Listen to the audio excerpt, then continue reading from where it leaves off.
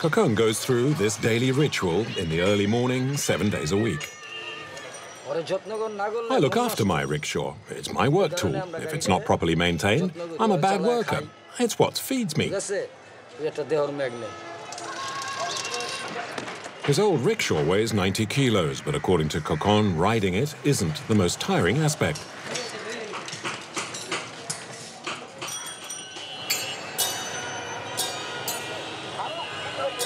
Getting around the streets of Dakar, the capital, means the rickshaw driver needs nerves of steel. Yeah, move along a bit.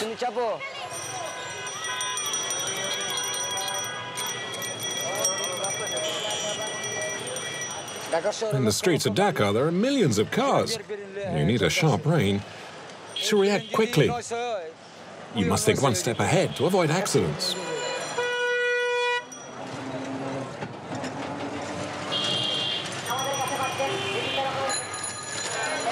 Be careful.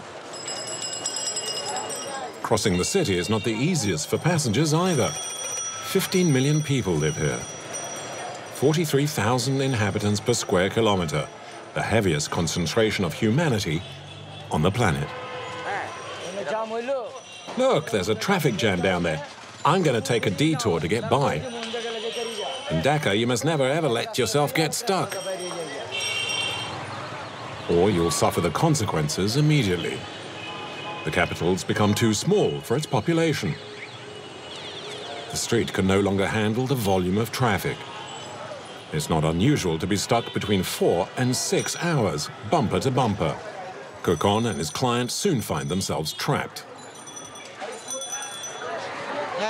In a rickshaw, you know when you leave, but you'll never know when you'll arrive. Most of the time, I leave hours in advance to avoid arriving late for work. You never know what you'll come across. A big traffic jam or even a small one. How can you live like this without ever being sure? Come on, get out of my way.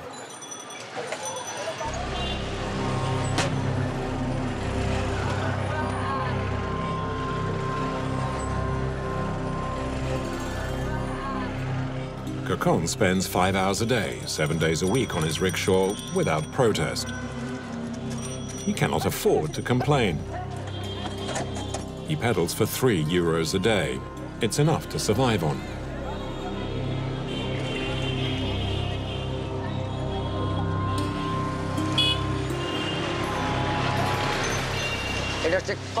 This is the worst job in the world.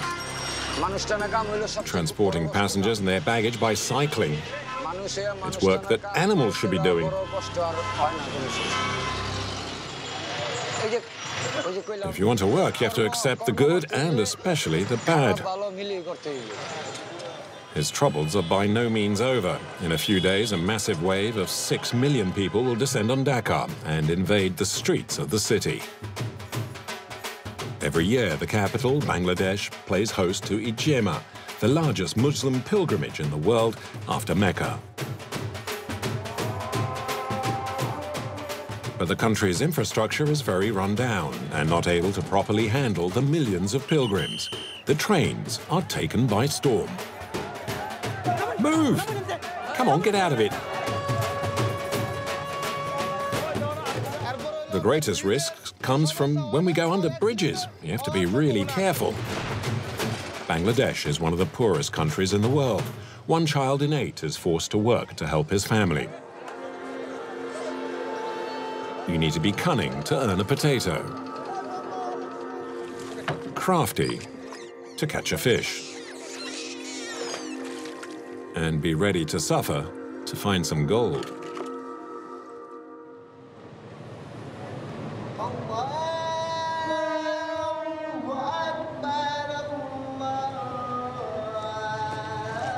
Far from the chaos of Dakar, a handful of men are preparing for a difficult journey.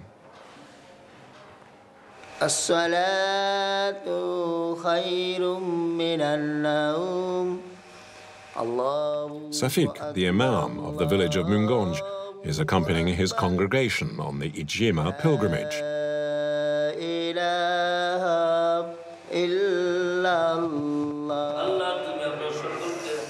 90% of the country is Muslim, and a train has been especially hired for the event.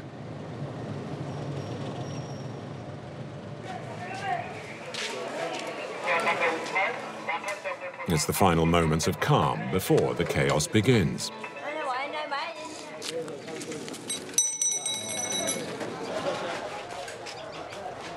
Food supplies, pots, pans, blankets. The group has enough to keep them going for 5 days. 1 hour before departure, Safiq, the imam, checks that nothing has been forgotten. Take care. You need to tighten that up properly. We need to bring everything with us for the Ichema pilgrimage. Water, oil, fruits. Everything that we can. We try to bring as much food as possible, because once we're in Dakar, in the pilgrimage, there are so many people that it's difficult to get to the shops, and it's almost impossible to move around. The majority of pilgrims are very poor.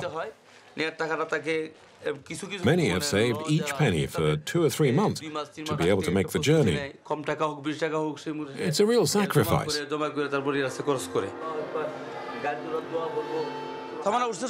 Is everything loaded? Let's bring what's left on board. Come on.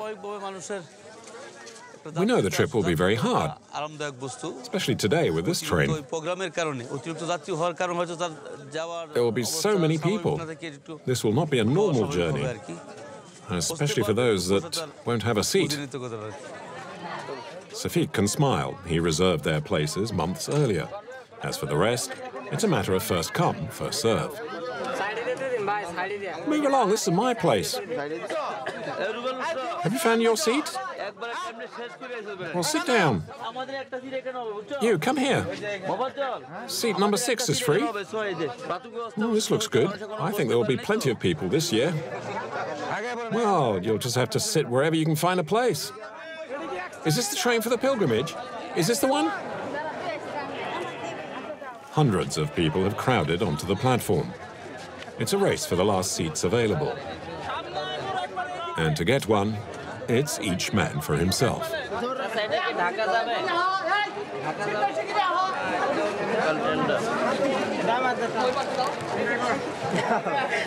I was very lucky to get a seat in this packed train. While so many people will have to stand for the whole journey. For some, that means 6 hours.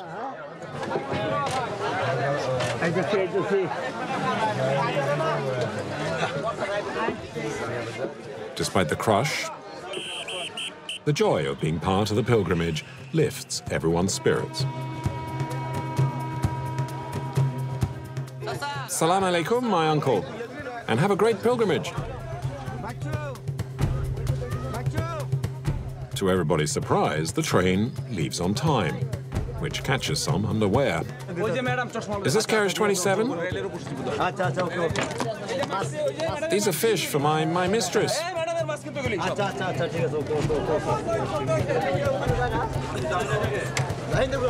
you want to climb in? You can't. It's too late.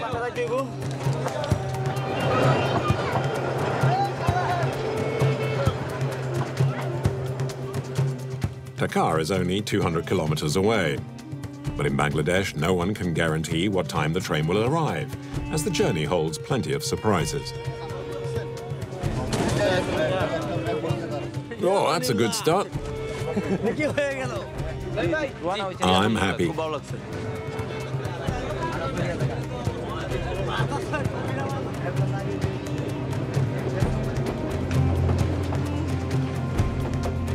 The train stops at about 15 stations, but that's not including any unexpected stops.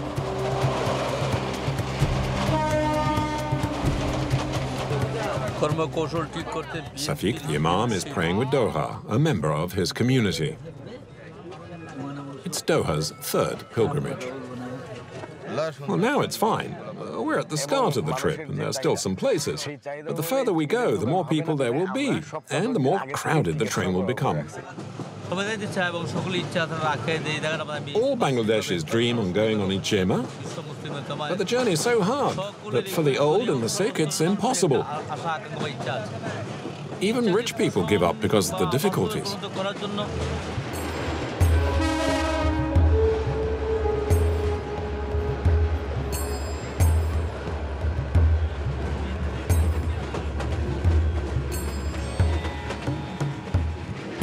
The trains are uncomfortable and drafty and date from the British colonial period. They've hardly been modernized since. 1917. These trains have been used since 1917. Of course, the country has developed. There used to be steam engines and then diesel locomotives like this one.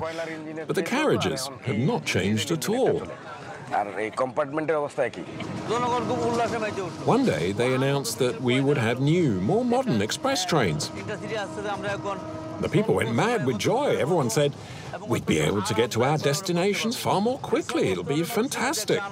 The seats will be much more comfortable. But when we saw the new trains, we were so disappointed. They're as bad as they ever were, except now they're even more expensive.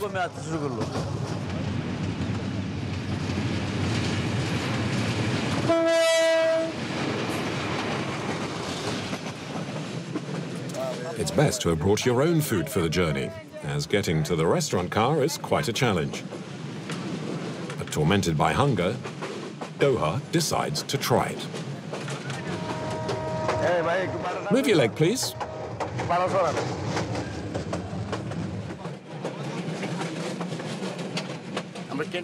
To get something to eat, you need to push. Can you move up?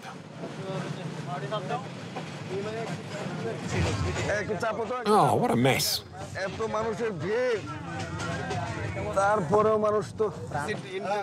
See what we have to go through? Excuse me. Nobody complains, though, because going by road in Bangladesh is far more dangerous. Oh, my God. In Bangladesh, you have to ride on top of each other to get to where you want. Sometimes people even sit in the toilets. If you need to urinate, you just have to dirty your clothes.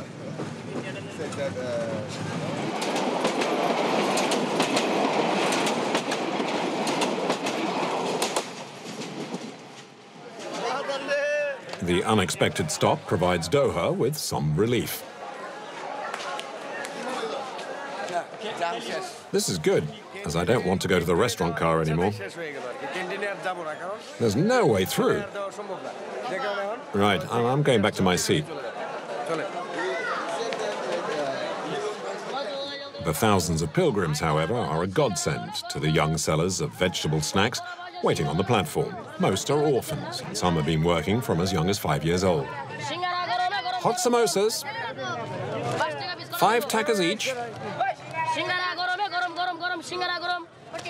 How many do you like? My name's Atikul. My father's a rickshaw driver. My mother's dead. I have 2 young brothers and a sister. The tide of passengers is unending, and getting on board a carriage is now almost impossible.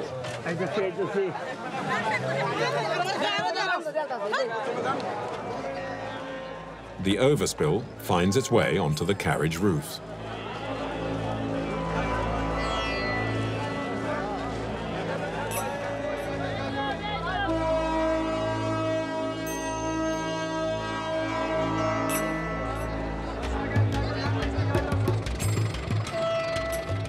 The roof is barely 2 meters wide and slightly rounded, not to mention slippery. Woe betide those who doze off as the jolting of the train can hurl them over the side.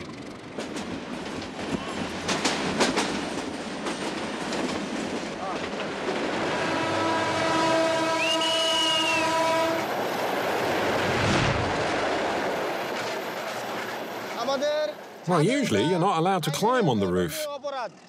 We do it as there's no more room below. The greatest danger is going under bridges. You have to be very careful then. Get down, get down.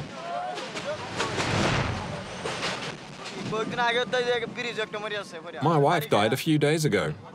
She wasn't paying attention and was hit by a bridge. She was killed outright. Just how many passengers are killed every year is unknown, but even the most experienced can be caught by surprise. Sit down. The young salesmen earn a living by risking their own lives every day. Asham has been dodging death since the age of 10. I'm not an amateur. I hang on tight. The first time I climbed on top, I was petrified.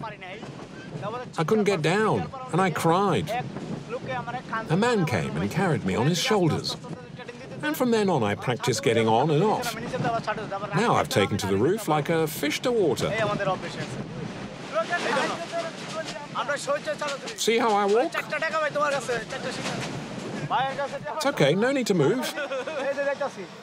I can get by, no problem. I can get to one wagon, to another too, see?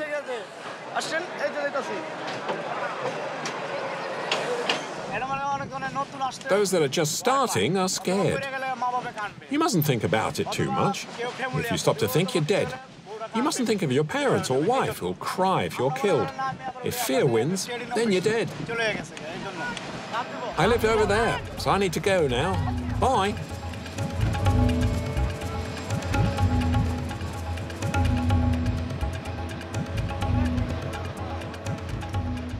He leaps off the train, which is going at about 30 kilometers an hour.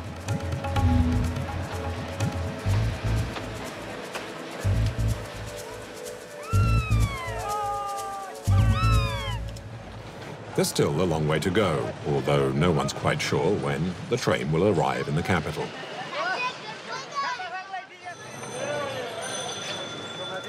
In Dhaka, the life expectancy of rickshaw drivers and others who pull carts through the streets seldom extends beyond 40 years of age. Accidents, pollution, and physical wear and tear take a heavy toll. After 3 hours, Kokon can pedal no longer.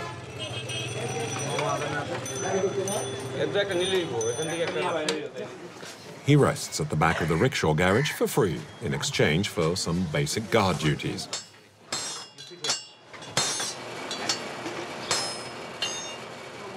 I sleep in this corner. This is my blanket, the mosquito net, and my clothes. The money I save on rent, I send home. I have a wife and 2 children to feed.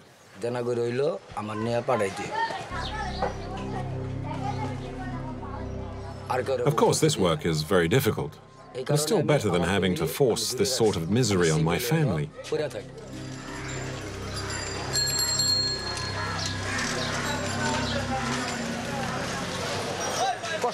Poor people like me who live with their family are suffering very much.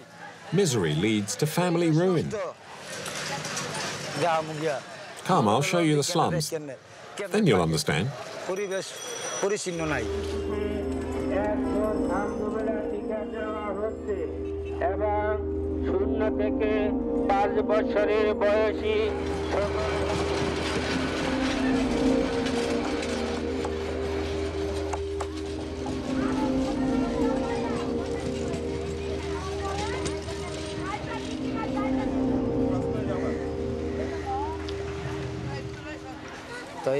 In Bangladesh, there are millions of people who don't even have a roof over their heads. Thousands of rickshaw drivers live in the slums or in the streets. I don't want to, I refuse. I'd rather not live with my family. Those that earn enough can afford a home for their families. The others live like rats.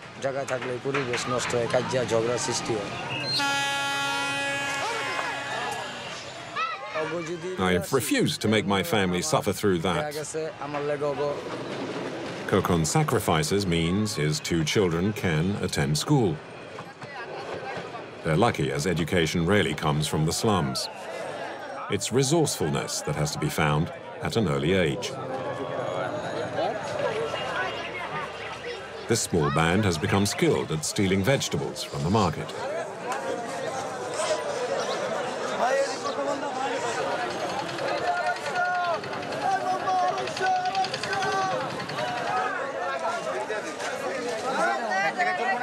Three and a half million people are crammed into Dhaka's numerous shanty towns.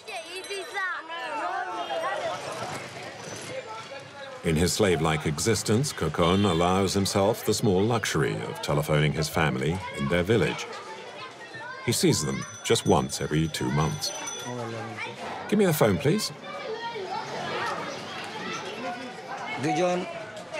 How are you and the kids?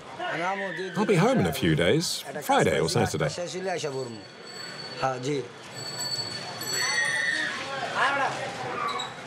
As soon as my daughter's old enough to marry, I'll give up the rickshaw. I'll open a small shop. Otherwise, my daughter's life will be ruined. No one wants a rickshaw driver as a father-in-law. It's too miserable. It's embarrassing. And in the meanwhile, in order to pay for my daughter's dowry, I have to keep peddling. Without a dowry, Kokon has no hope of marrying off his daughter, especially as traditionally it's paid in gold. The goldsmith's neighborhood is Tanti Bazaar, in the old part of Dhaka.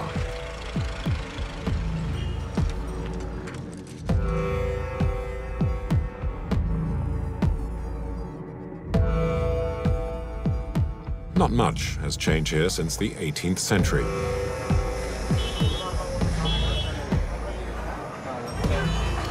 3,000 people work here, melting and fashioning gold.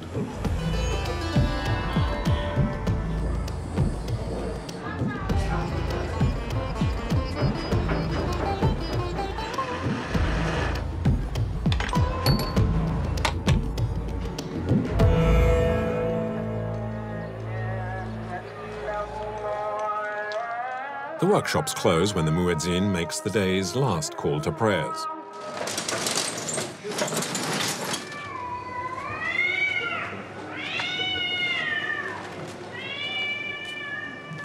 Three shadows slip discreetly through the streets of the gold district at about 9 in the evening.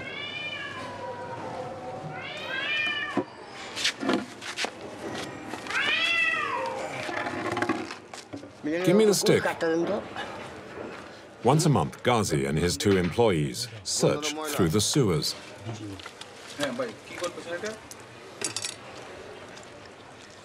These are the wastewaters from the goldsmiths. The workshops are just behind, and their pipes empty out here.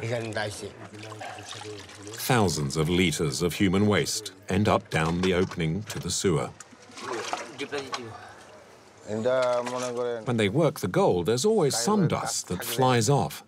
And when they go to the toilet, it goes down into the sewers.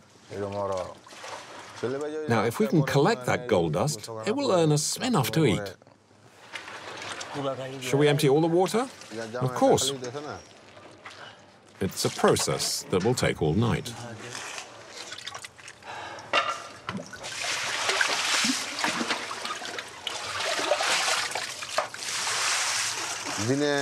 If we worked in the day, people would complain because of the smell. The smell doesn't bother me anymore.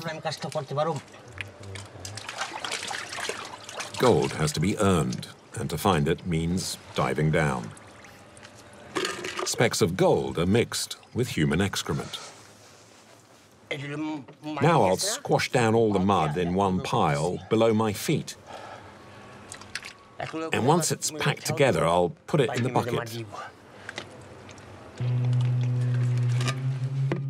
For the first few years, Shah Alam felt nauseous, but now no longer even complains.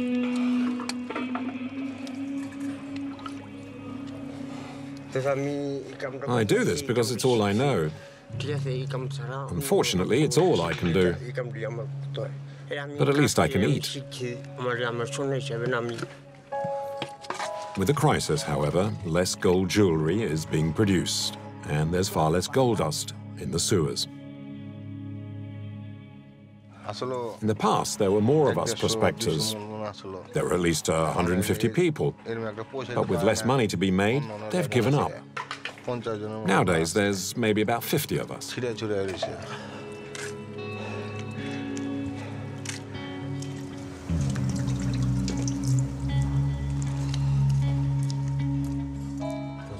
The water's cold this time of year.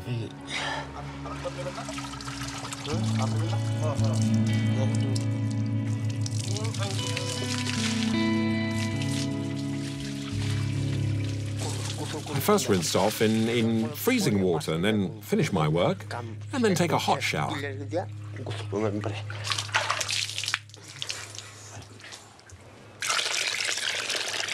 "10 hours work to fill 2 buckets with mud, which then needs to be sifted.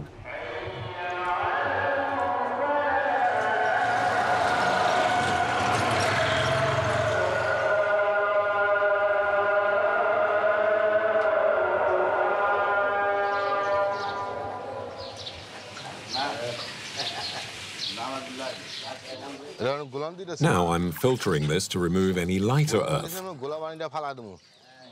All that'll be left is the heavier substances.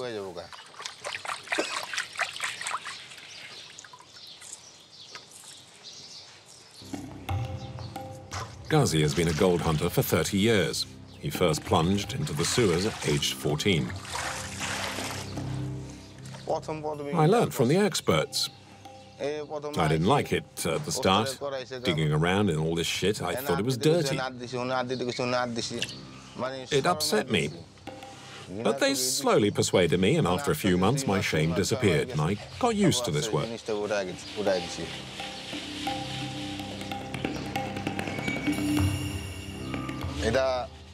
I still can't see any gold, but I feel there is some. There's one more stage. It's a delicate operation, and it's uncertain if there'll be enough gold to pay all 3 of them.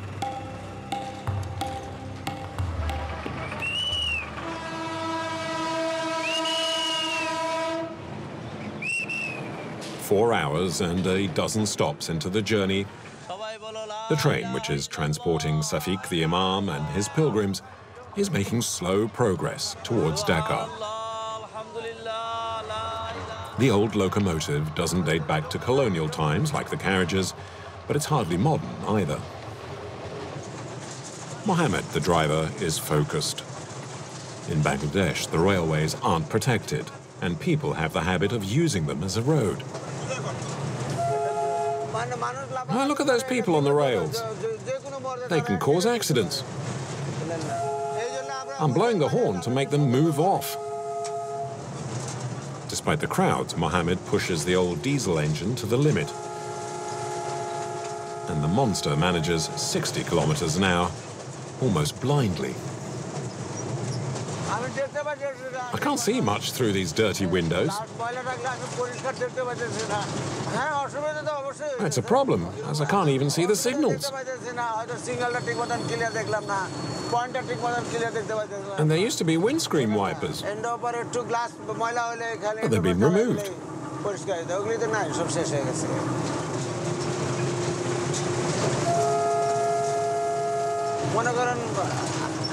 And a speedometer would be good too, but we don't have one. And an emergency brake would be helpful, but we don't have that either.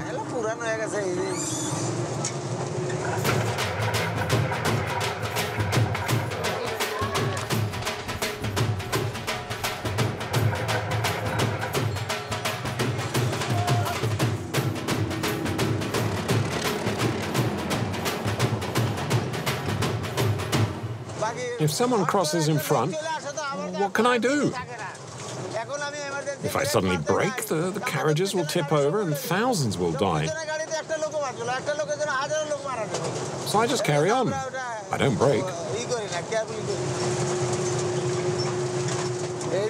I've never had an accident, thank God. Not one accident in a 30-year career. Nevertheless, danger is never far away on the train. For some, it's even exciting. Fearless street kids have even made it their playground. They call themselves the Train Kings. With nothing else to do today, We fool around, being stupid.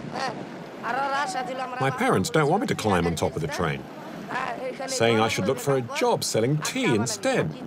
But I don't want to. Up here, we're free.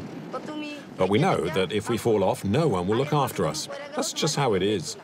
If I fall, the dogs will eat me next to the track. Yeah, you'll end up as dog food, all right.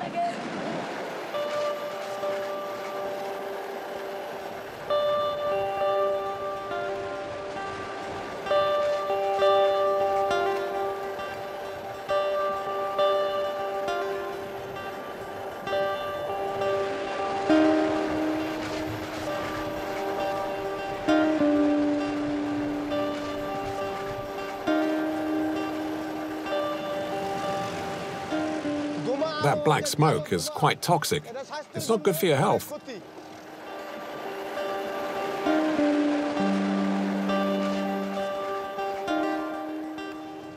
Despite the dangers and the smoke, I quite like traveling on the express. It's a good way to make the trip. The express is a good train.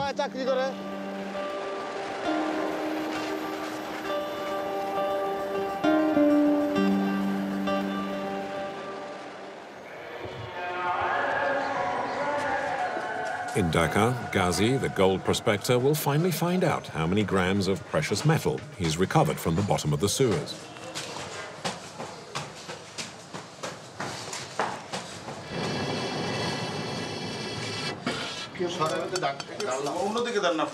Blow.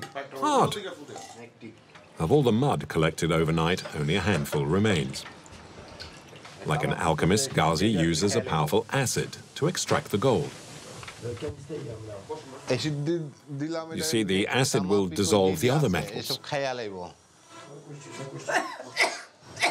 The fumes from the acid affect their lungs and attacks the skin and eyes, but they don't seem to realize it.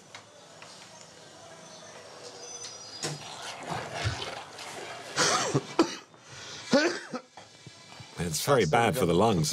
It can give you asthma. To separate the gold from the mud, Ghazi uses mercury, a very toxic substance.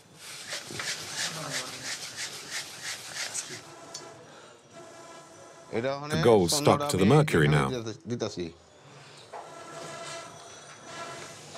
Heated to 400 degrees centigrade, the metal gives off toxic vapors, worse than acid. It attacks the workers' kidneys and brains.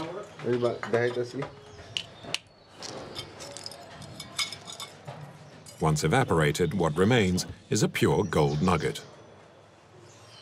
There's less than a gram here.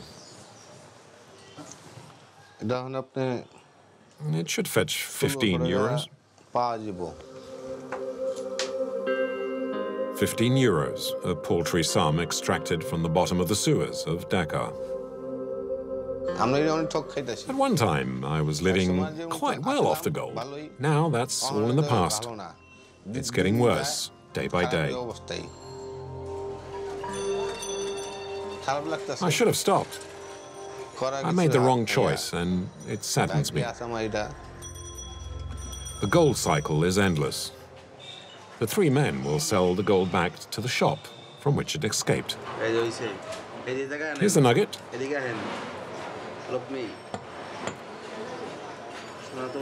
It's broken. I squashed it to make sure it was pure gold, or not base metal. Wait.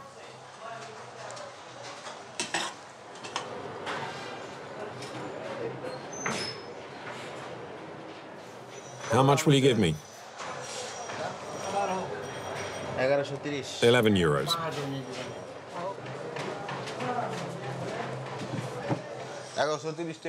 I've made 11 euros. We'll divide it between the three of us. 11 euros, 4 less than he'd hoped for. After a night down the sewers, Ghazi's workday is far from finished. When he returns to the room where he lives with his wife and 3 children, the tiny home becomes a workshop.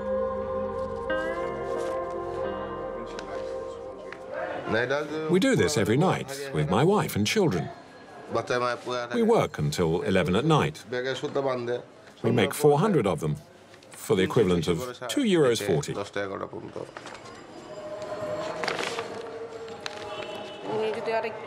If my husband had been able to have a better education, he might have been able to open a grocery store or some kind of shop. That's why we sacrifice everything, to educate our children.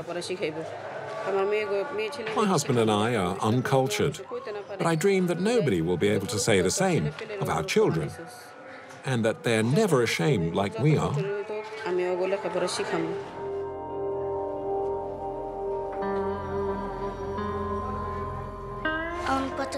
Many children don't go to school.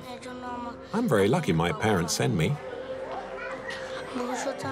My dream is to become a businessman. I'll travel abroad and bring my parents with me. It's different in other countries. It's beautiful.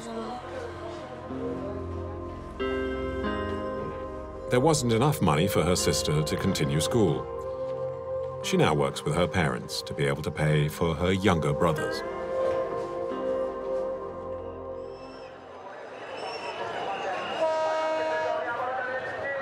Dhaka is not far away now for the pilgrims. At every stop, the train is literally assaulted. The station master is overwhelmed. All those without tickets needs to buy one as quickly as possible, either at the ticket office or from the inspectors. Controlling such large numbers is impossible, and the only practical measure is to prevent accidents. All those on the roof, please remain seated.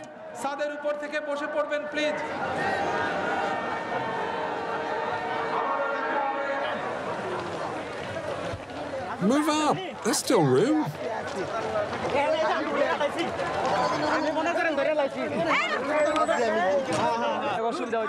It's war. As soon as the train arrives, it's under attack.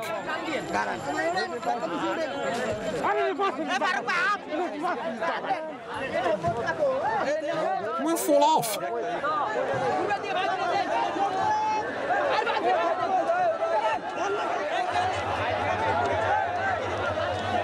Get out of the way. It's risky climbing up here, and you're pushing us to take our places. Move up. I'm here now, and I'm not moving.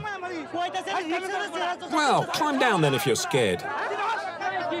Stop arguing. But he's taken my friend's place.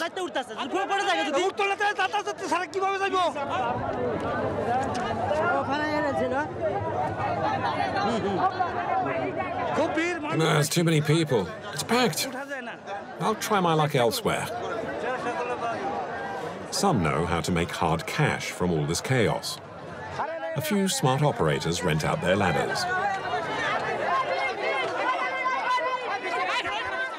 20 takas to climb up.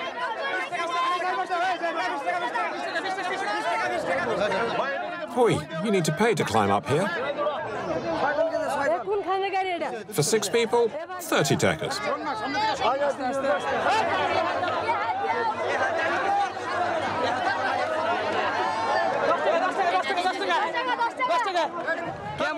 Business isn't good. People try to sneak up.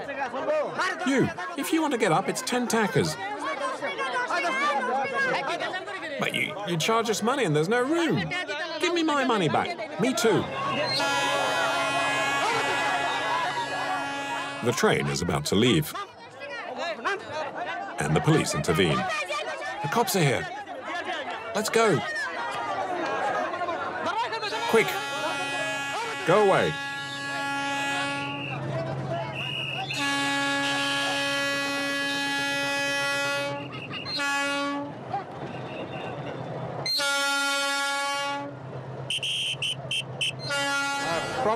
No problem. It's all under control.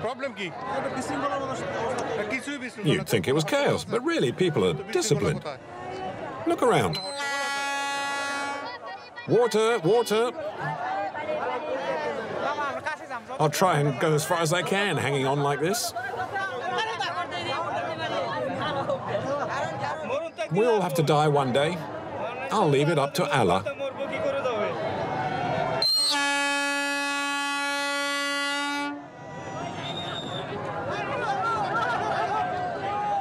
Hang on!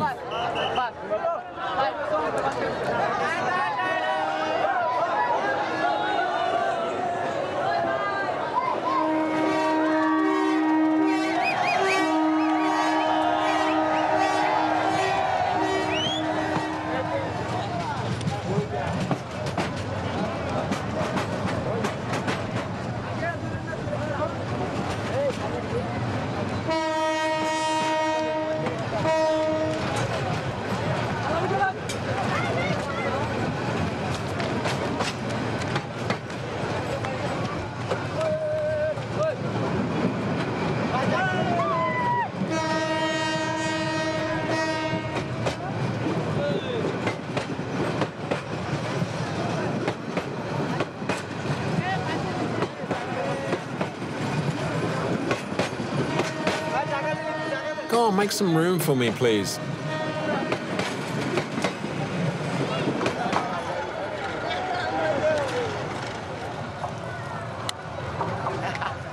Far from this confusion, there are those struggling to maintain an honorable life and stop their children ending up in the slums.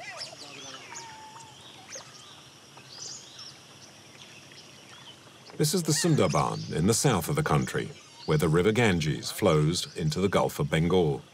It's the largest mangrove forest in the world. At low tide, the silence is broken by some strange cries.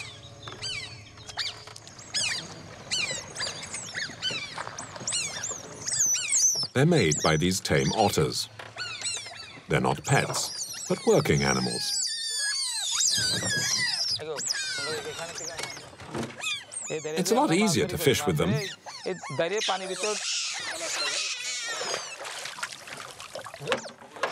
They dive down to the roots, you see. They drive the fish into the nets. Go on, hunt. Using otters to fish goes back many centuries. Like his forefathers, Kumar trained his 4 animals himself. Go, hunt, dive. We live with them, so we understand each other. You see, as soon as I move the stick, they dive. Go on, hunt.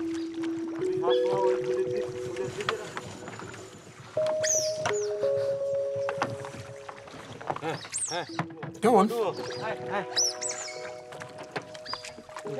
We taught them this language when they were tiny. The movements of our feet and our hands are a language that they understand now. I need to move a lot so that they work properly.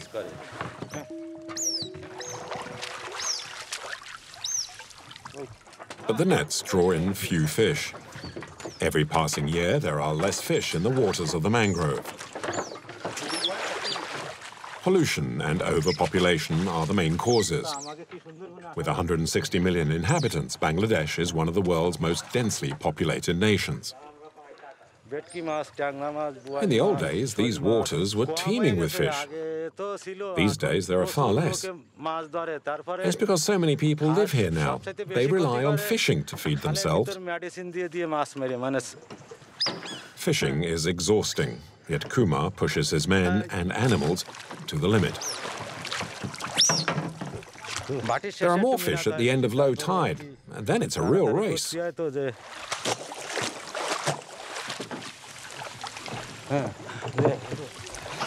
Unfortunately for the fishermen, there's no miraculous catch. Come on, it's finished now.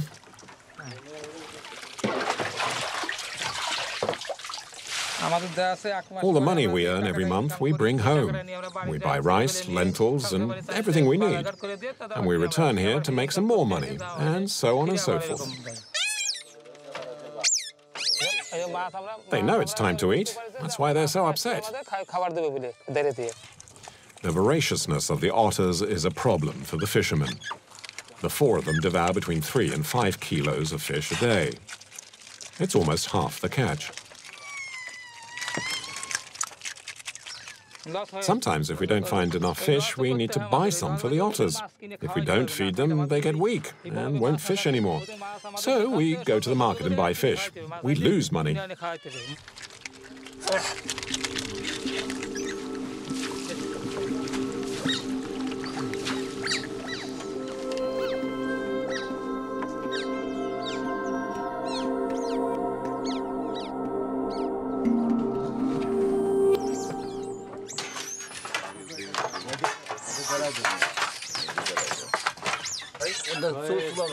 It's okay? Can I light up the stove? Tonight, Kumar and his men will not eat as well as the otters. We're 8 and we'll share 2 fish, and they're not big ones either. But that's all we caught.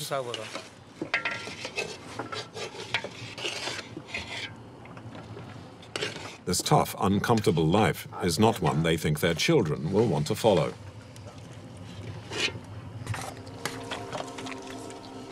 They're almost certainly the last otter fishermen of Bangladesh.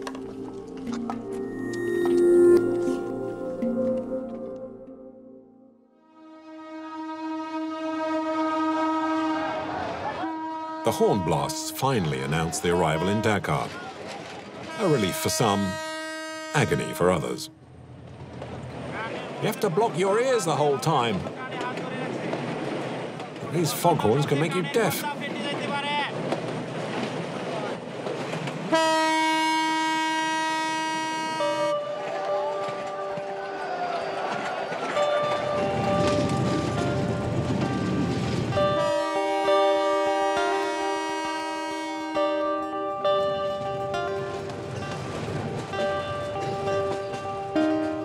Some pilgrims spent all 8 hours of the journey standing. Others squeezed on top of others. Even the lucky ones, such as Safik and Doha, are at the end of their tether. I'm exhausted, very tired. But I'm happy, because we're close to Dhaka. This hard journey will soon be over.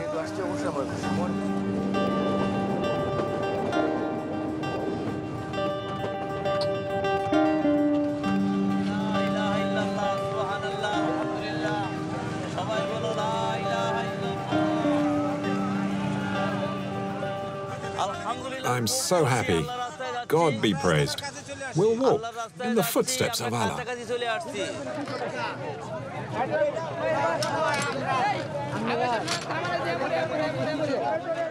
Get the baggage. Hurry up.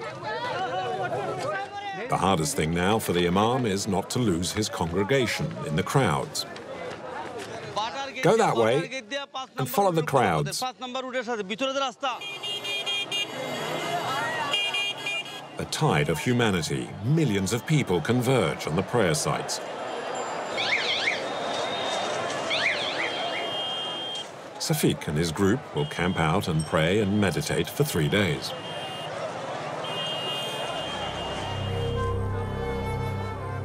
The location is not a holy Islamic site, but every year scholars from around the world come to spread the good word.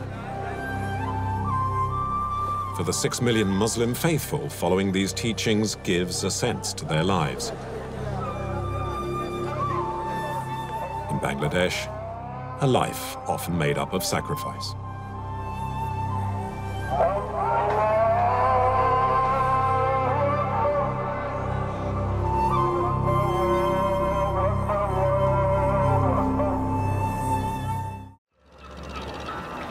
Benares, India's holiest town, lies on the banks of the Ganges. Here, as soon as day breaks, the center of town is heaving. Cars, rickshaws, motorbikes and pedestrians share that constant confusion. And there's some unusual cargo being transported through the daily turmoil. The colored cloths hide corpses. They've come from all over the country to be cremated on funeral pyres along the banks of the river. The Ganges is the ultimate journey for many millions of travelers. They've sometimes journeyed for thousands of kilometers to reach Benares. They're also those responsible for the thousands of tons of wood that are needed for the cremations, ensuring they keep the sacred fires burning as a routine established by their ancestors centuries ago. Entire villages sometimes travel together, having made huge sacrifices for the pilgrimage of a lifetime, a journey of many days on foot, by bus, or even tractor. And finally, there's the so-called coal route, a route dotted with pitfalls for the much sought-after mineral. It's the principal source of energy in India and much in demand.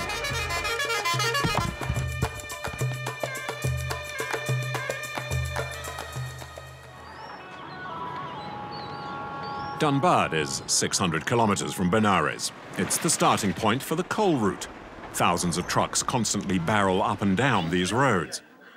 Pawan has been a driver for 6 years. He lives with his wife and 2 daughters in a tiny home where the only luxury is the television. Kiran is 14, 2 years older than Roshni, her sister. Don't take the medicine yet. Wait until tomorrow. When your temperature's gone, you won't need it anymore. Are you really leaving tomorrow? Yes, once we've loaded the truck. For the teenage Kiran, the frequent absences of her father means freedom. You're not sad when he goes? Not really. I make the most of it. Like being on my own for a while. But I don't like it when he's gone for long periods. We become anxious and worry about him on the road.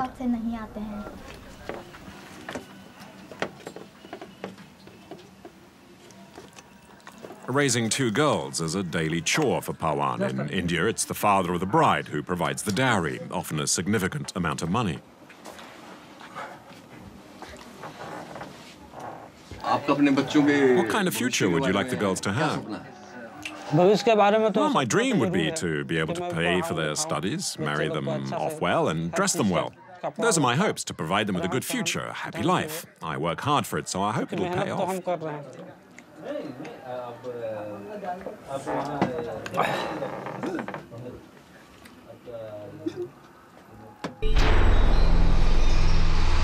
The Kusunda coal mine is the largest and most active of the 120 mines in the region.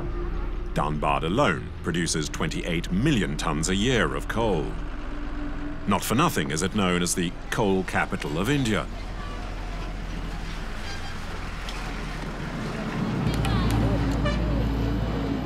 It's 7 a.m. and Pawan heads for the mine. The loading bay is in the center of the complex, 4 kilometers from the entrance to the mine.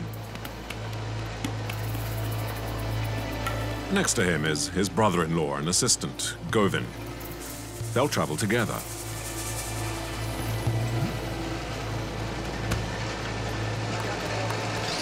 We'll load up and then take the Benares road. It will take about an hour and a half to fill. The workers here do it by hand. As someone who knows the routine well, Pawan is anxious to get moving. On some days, there could be as many as 800 trucks here, and if the loading is slow, it means being stuck in the mine for hours on end. Loading up is by hand. In India, labor costs so little, the mine owners decided not to mechanize the system. I used to be a loader when I started. I did this for 3 or 4 years at least, and then I got fed up with it. So I learned how to drive.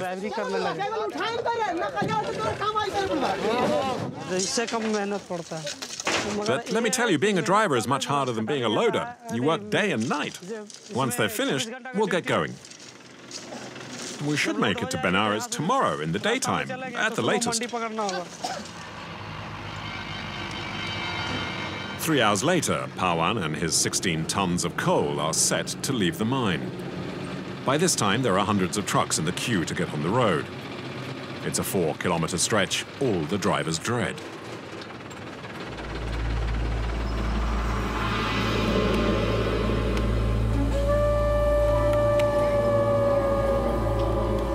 Because of the grabbers, as they call them. People who try and grab whatever coal they can from passing trucks.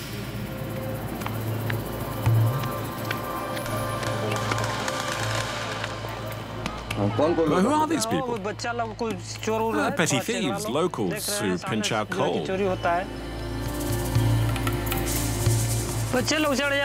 Nothing much we can do about it. If you confront them, that leads to fights. If they take the truck, you'll lose your cargo and therefore money. The truckers stuck in the traffic jam face the same problem. A horde of little hands that immediately descends on their cargo. It's a well-oiled operation. As accomplices wait for the coal, the smaller kids have thrown off the truck.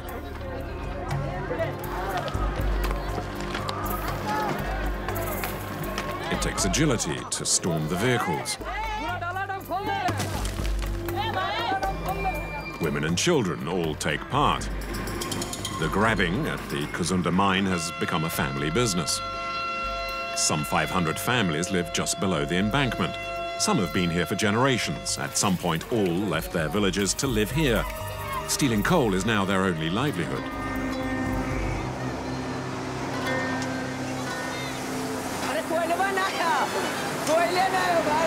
Bablu was born here 13 years ago. He's the only child of grabber parents and has grown up knowing little else. He's now at the head of a small business and the family's breadwinner.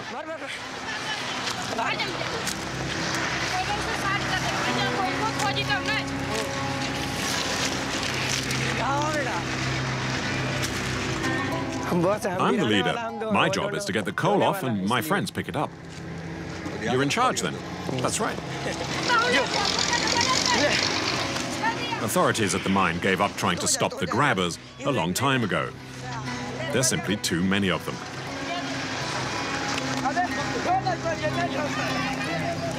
Besides, the amount of coal they take remains small. Bablu and his gang seem to have a promising future before them.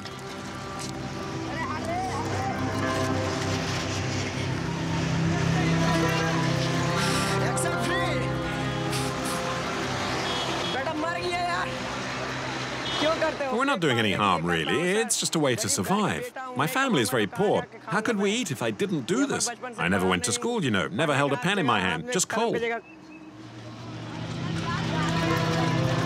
On a good day, Bablu and his comrades might each earn the equivalent of €3.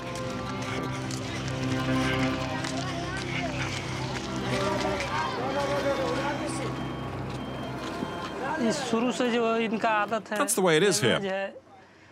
The people simply won't get jobs. Stealing our coal is the only way they live. They have no choice. They don't do it to annoy us.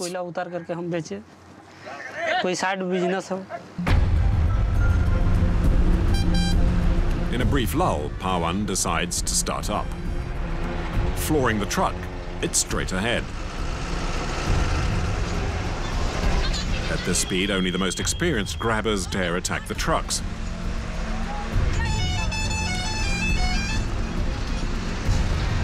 Pawan loses very little coal, just a few dozen kilos. It's Benares, next stop, but the road ahead is infamous.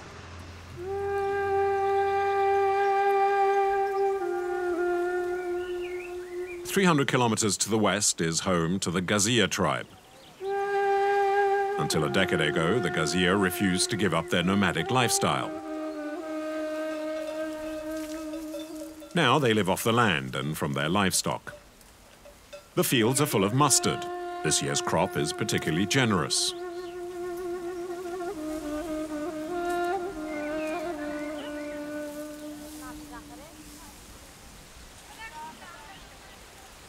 In the village, people gather below this tree to talk and sample the local speciality, wheat patties cooked in cow dung.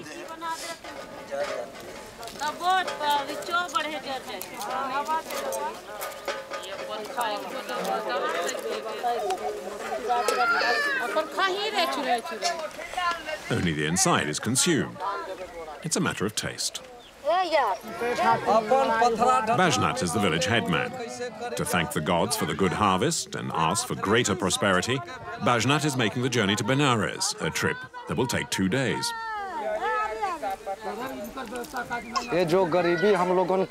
We're very poor. We work hard, but we have nothing. Our children have no future here. There are no schools anywhere near here, no hospital, not even a road.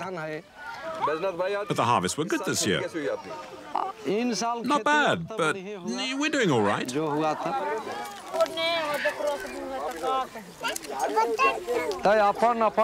off to Benares to bathe in the Ganges. We'll take our joys and sorrows with us. The goddess of the Ganges will purify us. It's important, believe me. Our lives will be better, our worries will disappear. The Ganges will wash them all away, all our despairs.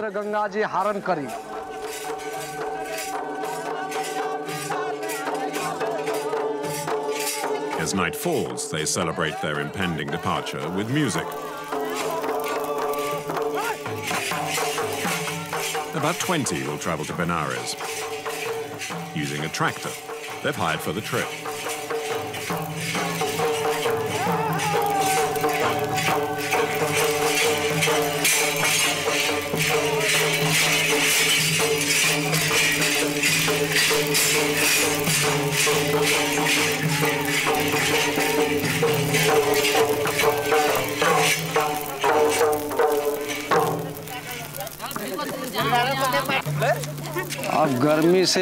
It's the only means possible to get there. The road is really bad. If the tractor tips over on a turn, it could be painful. Still, that's the way it is. Whatever the risks, it's so rare for us to go as far as the Ganges.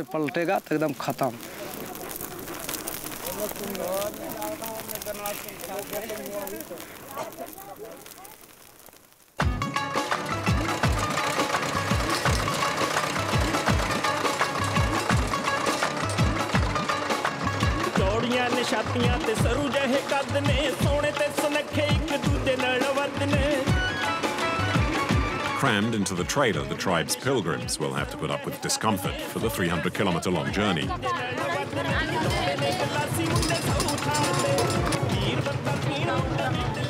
Well, we all saved up to be able to afford the tractor. We'll go as far as the city and then take the bus for Benares. The hardest part lies ahead.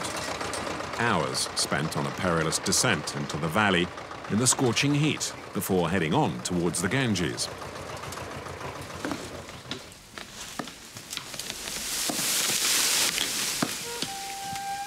These trees cut down further to the east will also soon be heading for Benares. All year long, woodcutters are busy in the region's forests. Do you know where the wood is going? To Benares. Why is that? For cremations, it's our wood that's used to burn the bodies on the Ganges.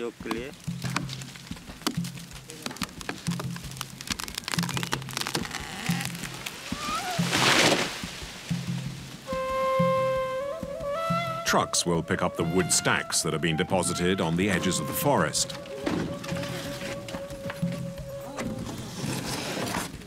Women do the physical work of loading, and driver Ramakan watches with barely a hint of embarrassment.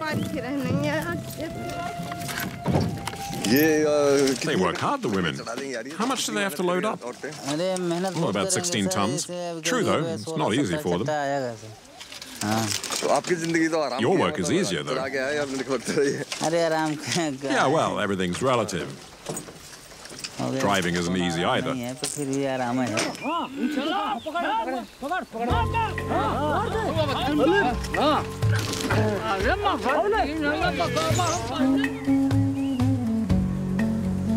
The highway that leads straight to Benares is just 2 hours' drive away, and only a few stretches of the mountain road seem to worry the drivers. The road is in very poor condition here. There are potholes everywhere.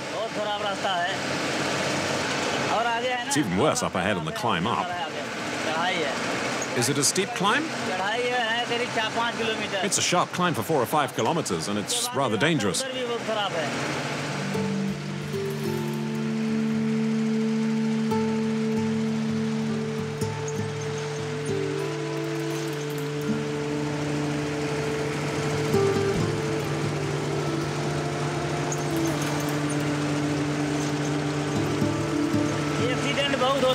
This is where most accidents occur.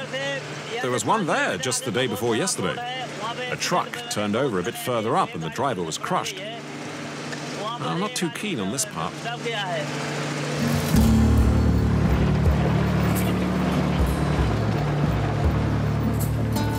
Ramakan drives with extreme caution.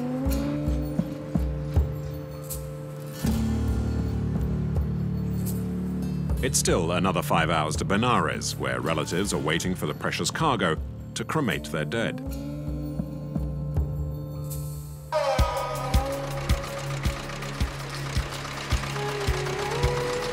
It'll take the members of the Gazia tribe considerably longer to reach the banks of the Ganges.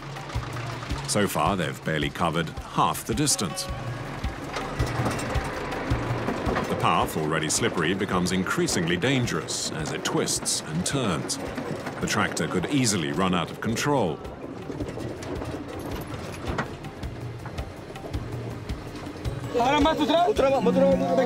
It's safer to get off and continue on foot. But it's hard on the women and children.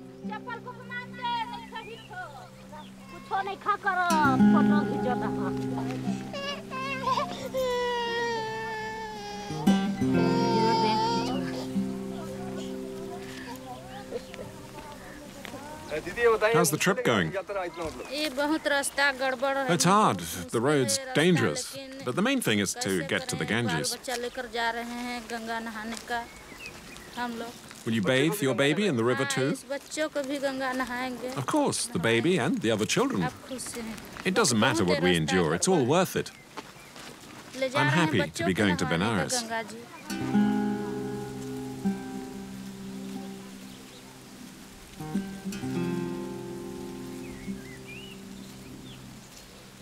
A few kilometers further on, there's been an accident. While reversing, a tractor overturned on the slope. Miraculously, only one of the passengers in the trailer was killed and a few others slightly injured. Are accidents frequent? Oh yes, this is at least the 7th on this spot. Apparently one passenger was killed. Yes, I know. I knew lots of them. But why ride on a tractor then? Aren't you scared? Well, we don't have a choice. It's scary, yes, but I can't do anything about that. We live at the top of the mountain, and it's the only way to get down to town.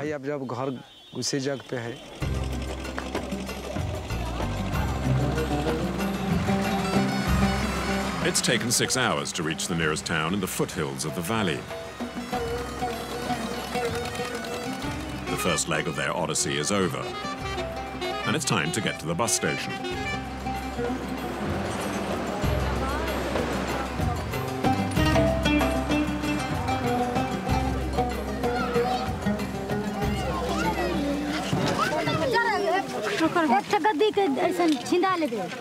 The hugely overcrowded bus will take them as far as Benares.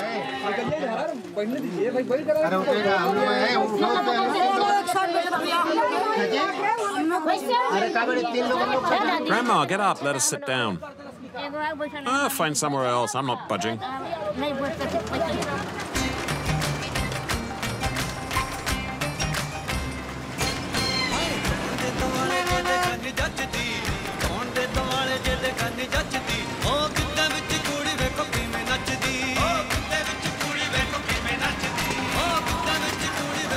Are you paying for the tickets?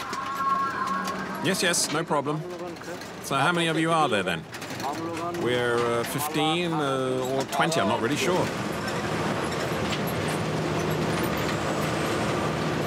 To pay, Bajnat needs to double check how many people from the village are traveling.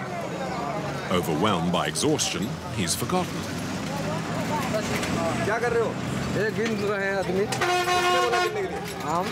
What's happening? Well, the controllers asked me to count everyone up again. I need to pay for the tickets.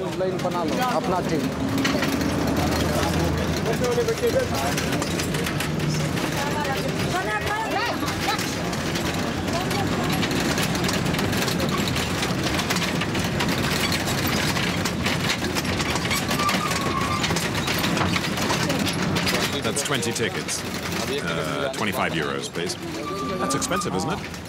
No, it was in the budget. We put aside money for everything, like we did for the tractor. For the villagers, this meant making sacrifices, as 25 euros is the average monthly salary in India.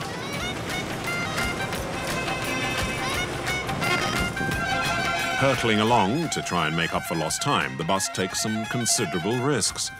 Despite the potential danger, Bajnath seems unperturbed.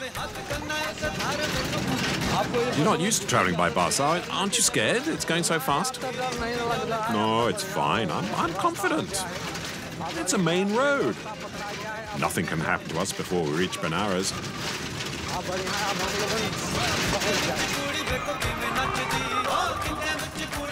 He might be unaware of the danger or just fatalistic. To Hindus, death doesn't signify the end, but the beginning of a new life, reincarnation.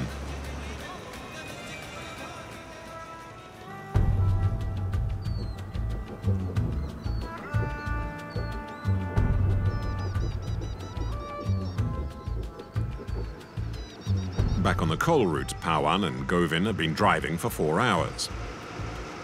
Fatigue is beginning to creep up.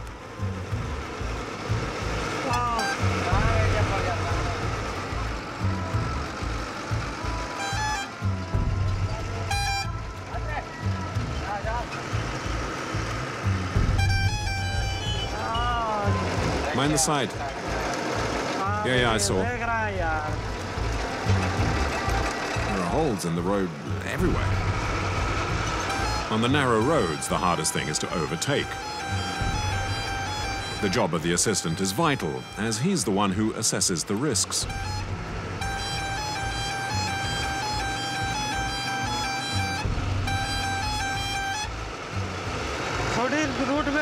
There are many difficulties on this road.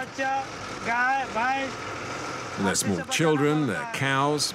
You have to be very vigilant. You might hit an animal or a person. If that happens, the locals here attack the drivers. And there have been times when they've burnt the driver's truck.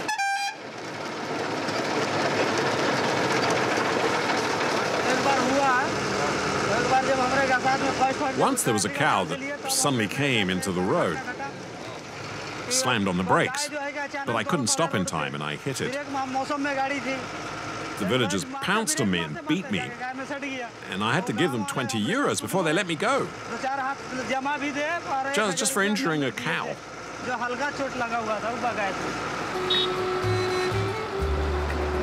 To get away without further damage, Pawan had given up half his wages.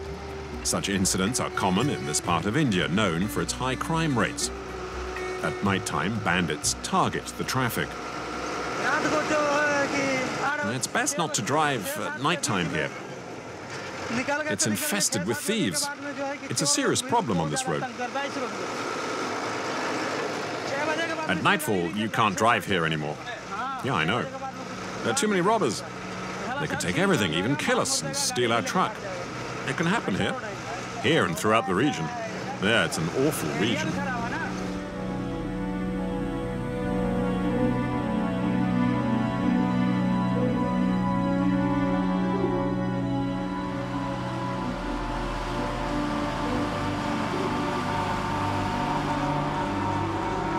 After dark, Pawan has trouble staying awake.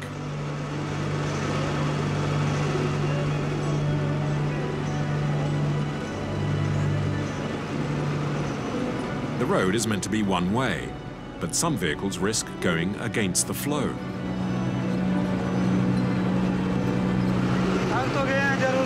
I'm tired, but I'll drive another dozen kilometers and then stop for a nap. Oh, so you won't drive all night then? No, I'm too sleepy. I'd be risking an accident, and my boss would be on my case. If I hit someone or something, I've had it.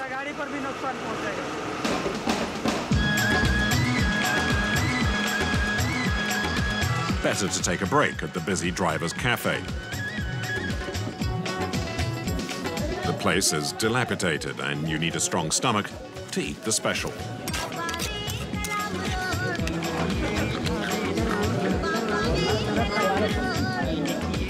How's business? Oh, it's okay. We're open 24 hours a day, and a lot of drivers stop here. There are trucks day and night on this road. There's a rapid turnover and the service is efficient, but the staff doesn't have time to be polite.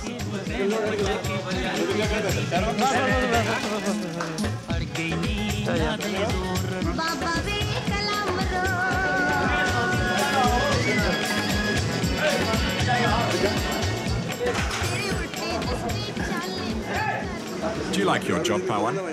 No, not really. Why not? Well, it's hard, very hard. Being far from my family is hard to endure. I miss them. As soon as I leave home, I suffer.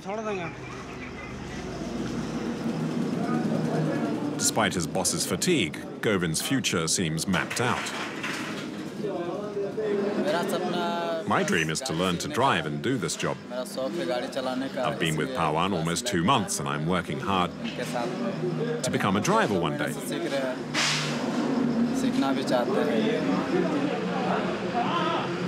Pawan and Govind will sleep here among the tables. Tomorrow they'll get to Benares and its legendary traffic jams.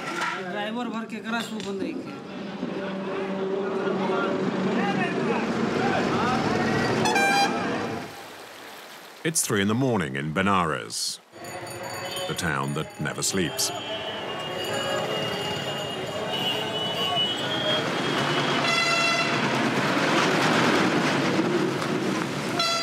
Ramakan, the wood transporter, has reached his destination.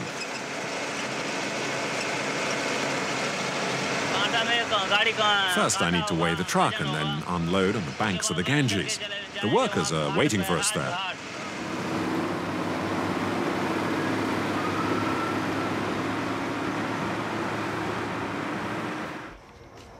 This is where the wood is offloaded. In charge is this man. His name is Ramesh. For 3 generations, his family has transported the wood by boat to the cremation sites.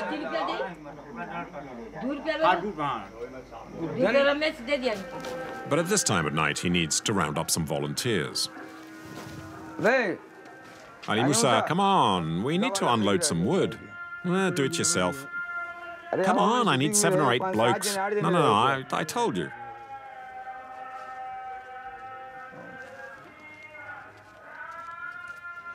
Hey guys, get up. There's a truck coming. Get up, let's go.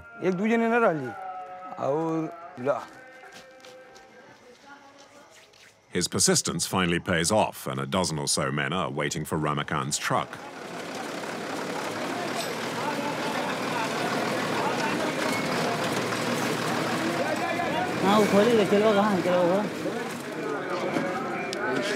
Go on, undo the ropes. So the trip's over? Yes, over for me anyway. What about the wood? I drop it here and they take care of the next part.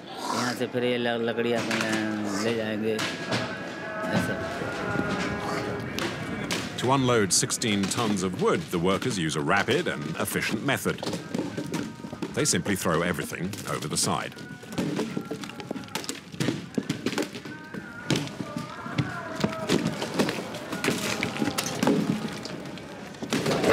Is wood profitable?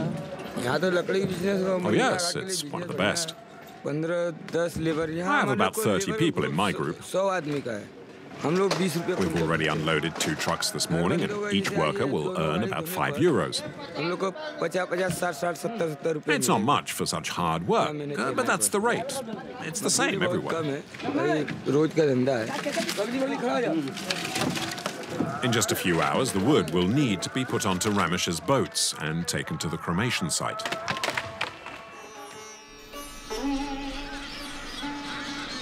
Daybreak in Benares. The center of town is already buzzing.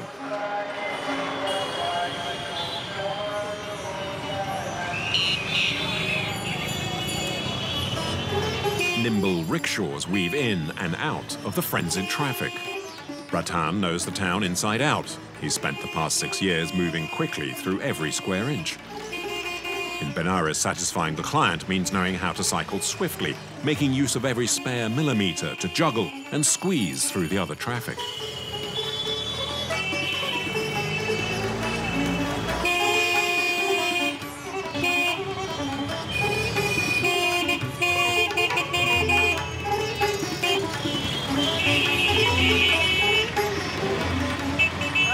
Mind where you're going, you moron.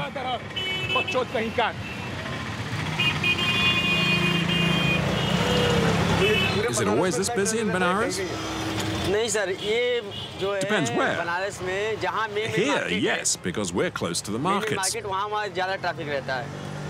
The shops get their deliveries, so there are always trucks and carts double parked. The streets are narrow.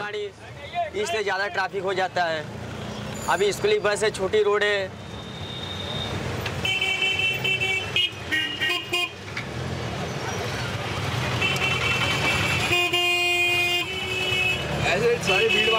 How do you put up with this constant chaos?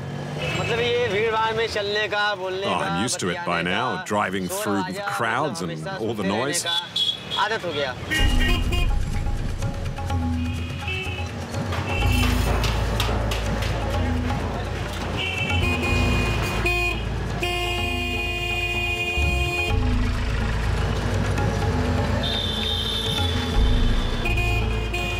Aren't you worried about accidents, moving so quickly? No, I've been driving for years, and I know exactly what I'm doing on my rickshaw. I'm not put off by the traffic, you just need to remain focused. If I took my eyes off the road, then I would have an accident.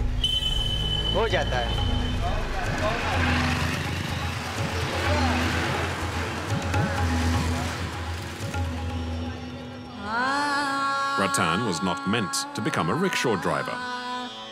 He was born on the banks of the Ganges and had been destined to become a fisherman. Far from the clamour of the town centre, this area of Benares has traditionally survived through fishing. Despite his community's reservations, Ratan always knew he would do something else. I never liked fishing, let alone boats. There's so much sun, it ruins your face, and your feet are constantly in the water. Ever since I was a kid, I hated all of that. I always wanted to be a rickshaw driver. At least I get out and about, meet lots of people, and discuss many things. Fishermen are stuck in their own world. They never see anyone. And besides, there are no fish during the winter. They fish only in the summer and during the monsoon, just 8 months a year. His father, who wasn't convinced to begin with, now says Ratan made the right choice. He preferred driving a rickshaw and it's worked out, so that's good. The important thing is he can feed his family.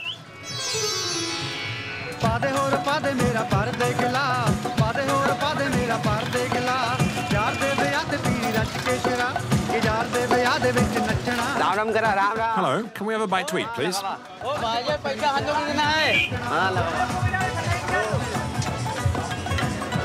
Among the drivers, the conversation inevitably revolves around the day's traffic.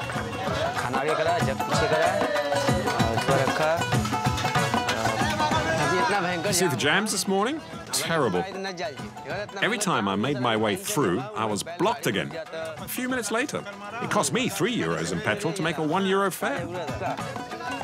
Despite the stress and the risks, piloting a rickshaw is still a much valued job in Benares.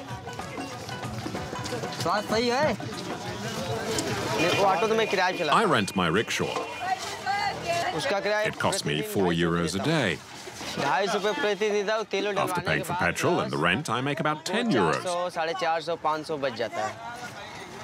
I would make only half of that in any other job here. €10 a day is a terrific salary for India. In Benares, however, the biggest threat to the rickshaw driver comes from the police. They don't pay for their rides, and they extort all the drivers.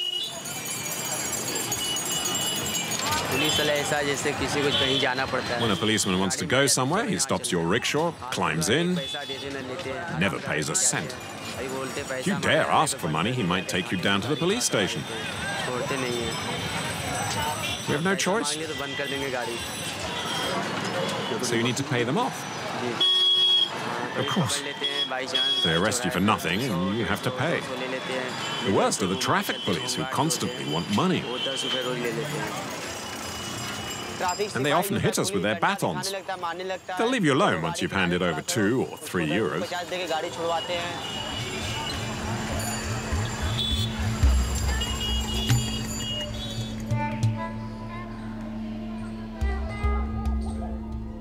After an uncomfortable 2-day journey, the Gazia tribe arrives overnight and decides to stay in the ashram, a religious retreat. There are hundreds throughout Benares. The pilgrims are sheltered and fed for free, along with some other clients.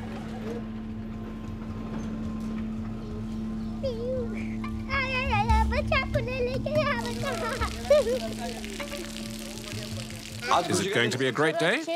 And how?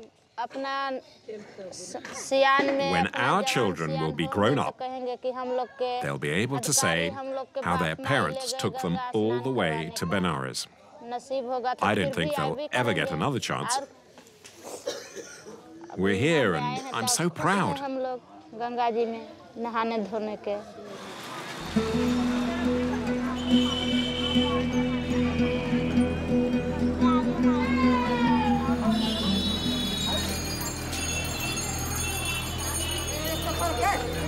The Gazia approach their goal.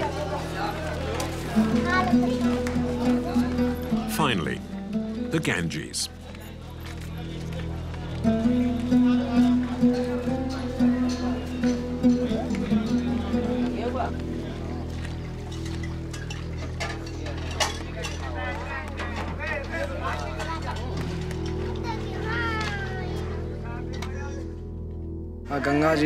We're finally here. I hope we and our children will be rewarded, and that our future will be a happy one. Will you take some water back to the village? Of course, yes, we'll take some for all those who weren't able to come. Oof, I can't feel my feet or my legs anymore. Doesn't matter. I'm shattered, but I'm so happy. The trip was endless, dangerous, but we've made it. We're at the Holy River.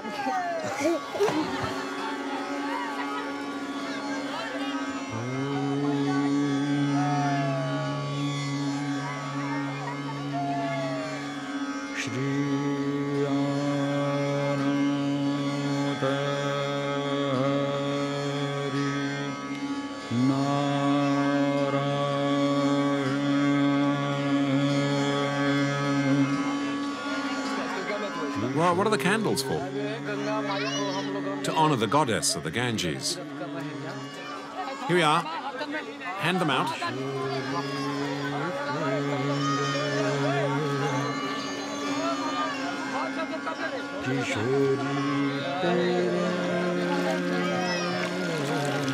The offerings are to help make their most cherished hopes come true. That of a bountiful harvest, enough to feed the entire tribe. A few hundred meters further on, Ramesh's men are loading up the wood they'd unpacked during the night.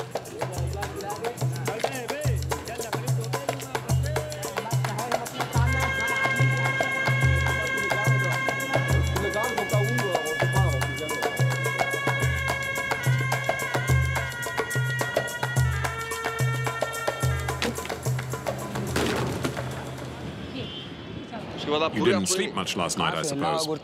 No, I couldn't. I had to supervise the stocks of wood in the boats to make sure they didn't get wet. The wood is the most important thing. I'd be responsible if anyone had stolen it.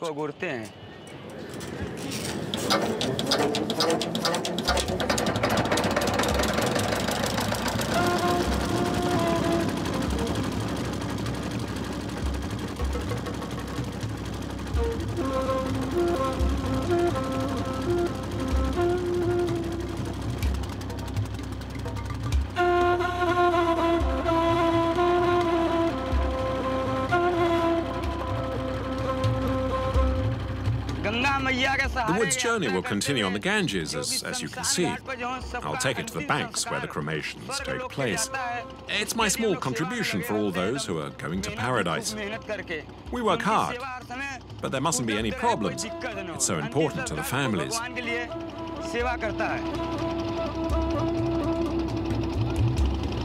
I too will die one day and go up to the heavens.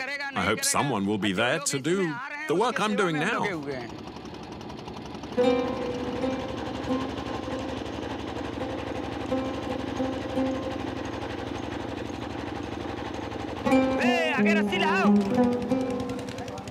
It takes Ramesh barely an hour to get to the cremation site, but it will take his men 5 times longer to unload the boat.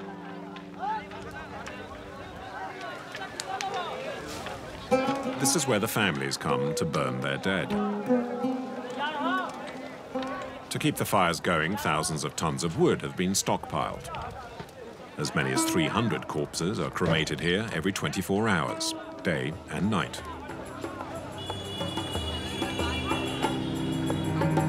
The dead are placed in the same location in downtown Benares. It's known as the Square of the Dead.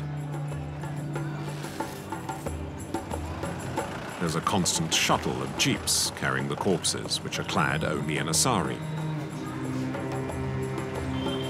The bodies are attached to a bamboo stretcher and transported by the family.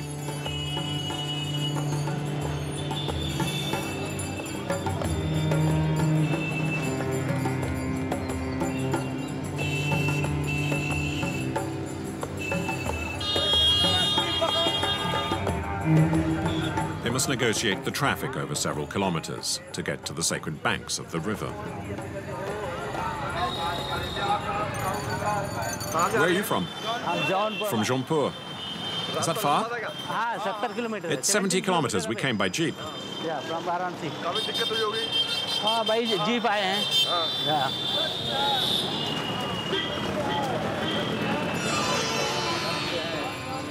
Sarab lost his mother the night before. Accompanied by his father and his brothers, they immediately set off for Benares.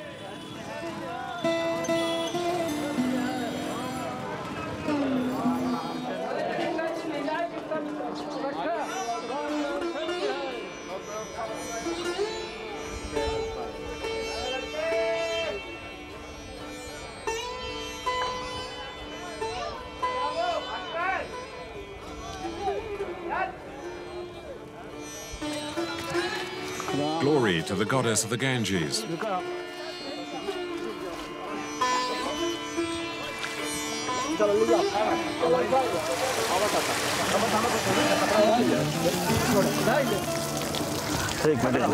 Hold her tightly.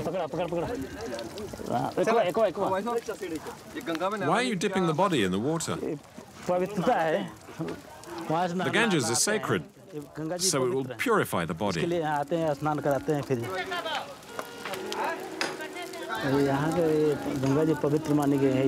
It's very important to us to be here, especially for my mother. To have the possibility to cremate her in this holy place is an immense privilege.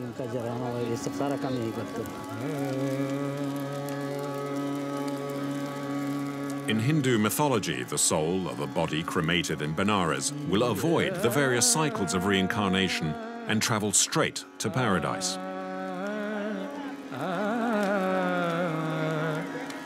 The belief is so ingrained that when the elderly feel close to death, they come to Benares to wait for the end.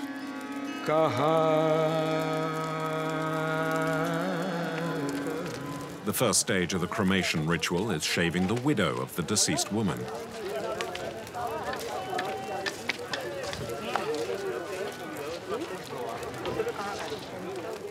My father needs to have his head and beard shaved. It's the tradition. He will set fire to the funeral pyre and make sure the cremation is carried out properly.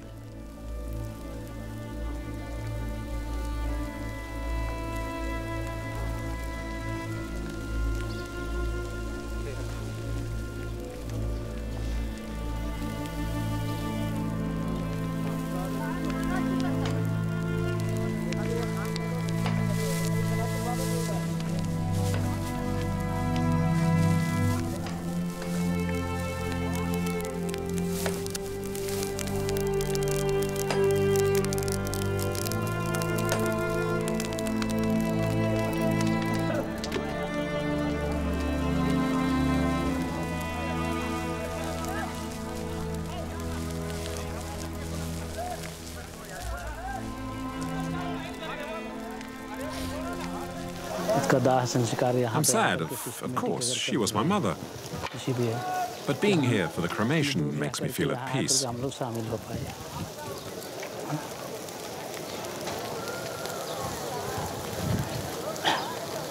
She's undertaking her last great journey to paradise.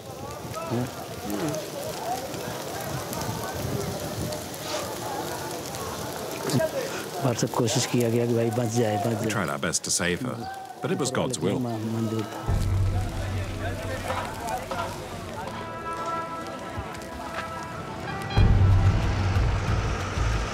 On the other side of town, Pawan, Govin and their consignment of coal have finally arrived.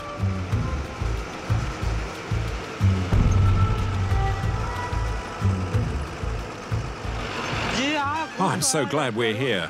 The depot's close by. Oh, I've really had enough. His joy will be short-lived.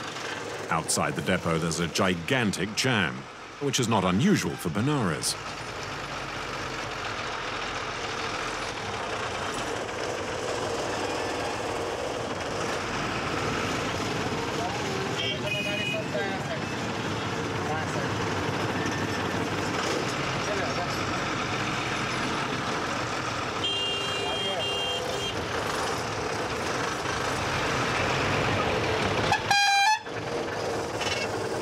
No sign of the police, but a manager from the coal depot, the largest in the city, is in the middle of the road, trying to direct traffic.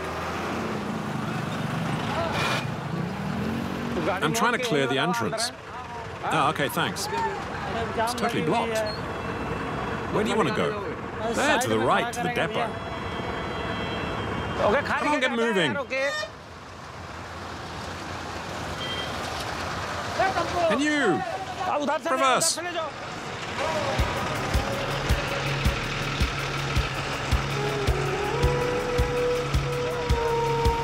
It's taken Pawan 2 hours to cover the last 3 kilometers of his trip. The huge amount of coal from the region's mines is stockpiled here. Every day, hundreds of trucks are loaded and unloaded, and the coal is then shipped all over the country. How much is in here? 4 tons. No stone mixed up in it, right? No, no. How long have you been loading up for? About half an hour? When will you finish? In 3 or 4 hours, more or less. You need to work faster, guys. Too many trucks are already obstructing the depot. Pawan and Govin face an extremely long wait. Pawan, it's blocked. There are trucks everywhere. I can't offload yours for a while yet. Could take another day or 2. Go bathe in the Ganges. It'll do you good.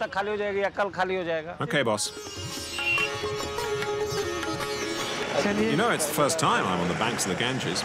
True. Well, at least you can get to bathe in it.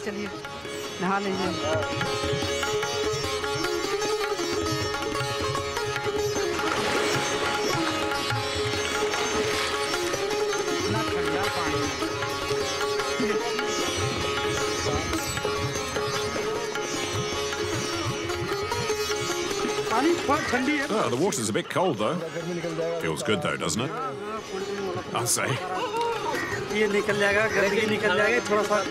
It's good to have a wash after the journey. We were so dirty.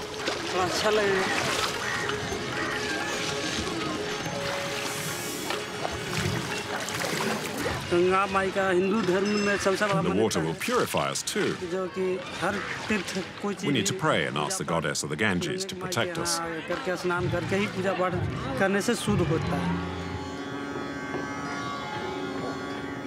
It's said that those that die here go straight to paradise. I know, and I'd like that. To die here in Benares and head straight to paradise.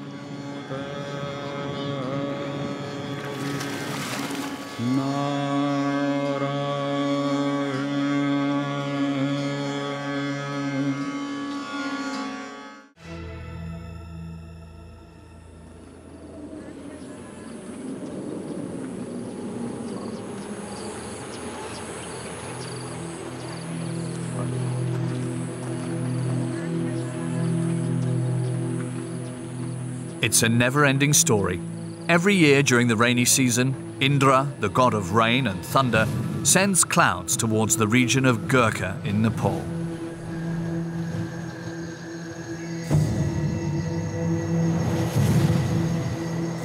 The monsoon is a symbol of prosperity, and Indra, the god of all gods, never does things by halves.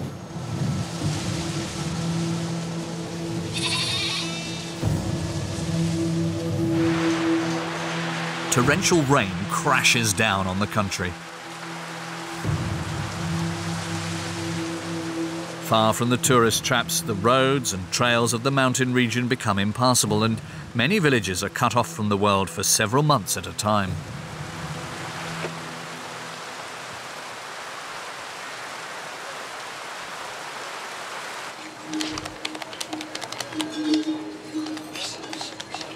Krishna is perhaps the most important man in this region. He's the only shopkeeper within a 50-kilometre radius. When he doesn't supply the goods, everyone in the area suffers as a result.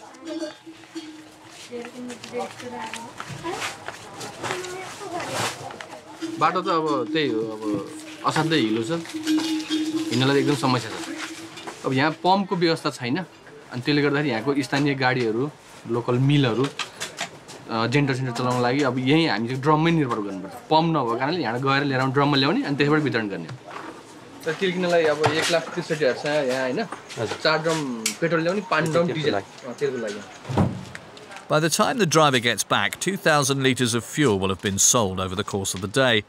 It must be said that the generators are running at top speed here in Arket. Even though the village has electricity, there are often power cuts. The 3,000 inhabitants of Arket are counting on Rama, whilst Rama counts on his luck. बाटोमा धेरै हिलो छ हैन गाडी फसेर बस्छ अरु गाडी फस्छ आफू फसिन्छ tractor four wheel सानो गाडी फसेर बस्छ त्यसैले This route from Arket to Gurkha is just a tiny speck on the map, just 40 small kilometres that Rama will have to endure through his sweat and exhaustion.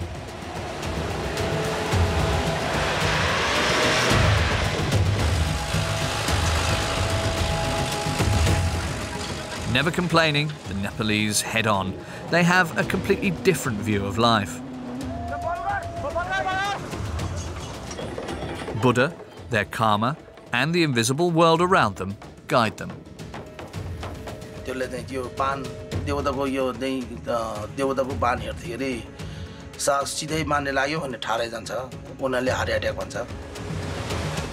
On these Nepalese roads, most of the time, mechanical horsepower is not much help.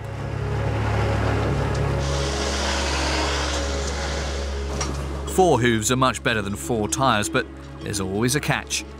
In the face of danger, the animal can be a little temperamental.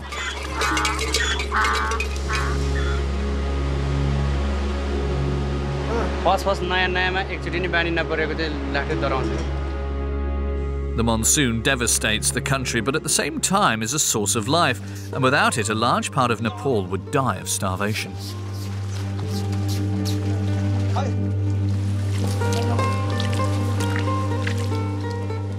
होइन यो आफ्नै परिवार बेच्न त हाम्रै परिवारलाई खानालाई पुग्दैन हैन पुगिराखेको हुँदैन त्यही भएर कारणले अब हैन आफै परिवारलाई खानको लागि मात्रै दुःख गरेको हो अरूलाई बेच्नलाई हैन. According to the Nepalese, nothing is important in this world, suffering or not.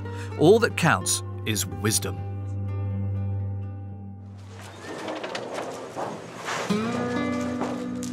Rama, who is heading out to get petrol in Gurkha, prefers to wait an hour or two before hitting the road. Just a few hours could make all the difference during monsoon season. This man carries the same name as the god Ganesh, and he's not far off from a god in the eyes of his passengers. He's one of the only bus drivers who's willing to travel during this time of the year. And he even makes a point of respecting the timetable. They now know. Their ETA, however, is another matter altogether. यो हनुमानको यो हामीलाई यो गाडीको रक्षा हुन्छ भनेर हामीले राखेको यसलाई हामीले बेला बेला धुसल गाउँछौँ बिहान बिहान उठेर.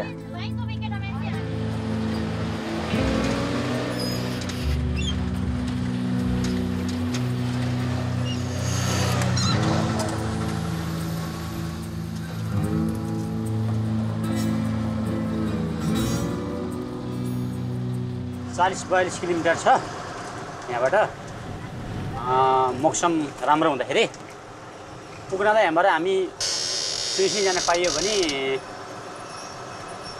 4 घण्टा अहिले त ठेगान हुँदैन हाम्रो भन्न सकिन्न हामी उस्तै पर्यो भने बिहान हिँड्ने गाडी बेलुका पनि पुगिन सकिन्छ गाडी नउक्लेर बाटा ट्र्याक्टरले तान्न पर्छ. But it's equally as possible to never get there at all. The road leading to Gurkha is one of the poorest maintained in the country.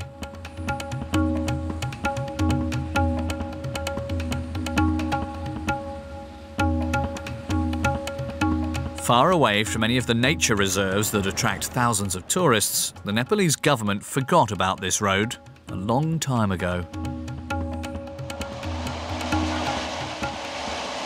The locals have always maintained the roads.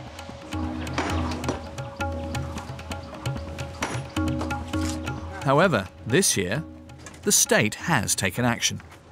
यो बाटो चाहिँ अलि चाहिँ धेरै राम्रो भएको यो पहिला हेरि त पहिला त झन् जोखिम बाटो थियो ड्राइभर कहाँ पुग्थ्यो पेसेन्जर कहाँ पुग्थ्यो यहाँ माथि चाहिँ आर्मीहरू फटा खान अब यो बाटो चाहिँ वास्तवमा लिनु चाइनाले लिनु पर्यो चाइनाले लेखा. It is still unclear as to when it will be finished. After passing the first few kilometres, the old trail starts up again. अनि त्यसैले खाल्डो हुन्छ अनि यो खाल्डोमा चाहिँ अनि यस्तो हुन्छ अनि यो पानीले बिगारे बाटो. Aside from the shovels and pickaxes that Ganesh brings along with him, he's missing one crucial element to get out of these traps. So when he finds it, he must bid farewell to morality.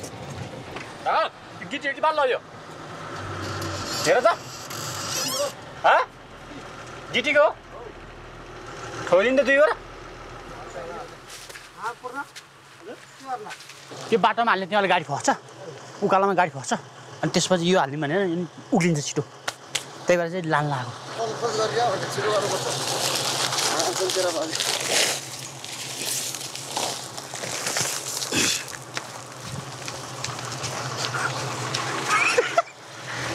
This petty theft is not good for their karma. For Buddhists who believe in reincarnation, good and bad actions will affect their next life.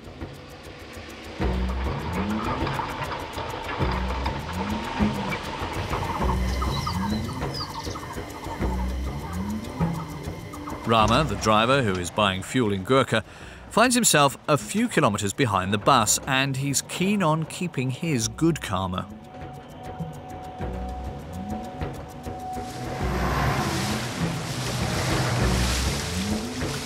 He therefore transports these passengers for free, as they can't afford a ticket on Ganesh's bus.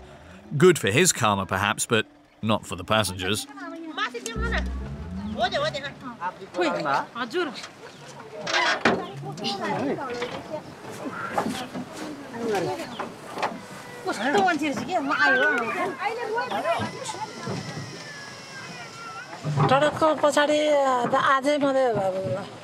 किन नि आज चाहिँ अब डर लाग्यो के गर्नु त हिँड्नै पर्यो हिँड्नु पर्छ जानै पर्छ बाटो बनाइदिनु यहीँबाट घुमेर जानु पर्ने काठमाडौँ बाटो चक्क डाक्टर कहाँ अब भरे त के गर्दा नि भएन होला कन्डा त चुरुरु भइसक्यो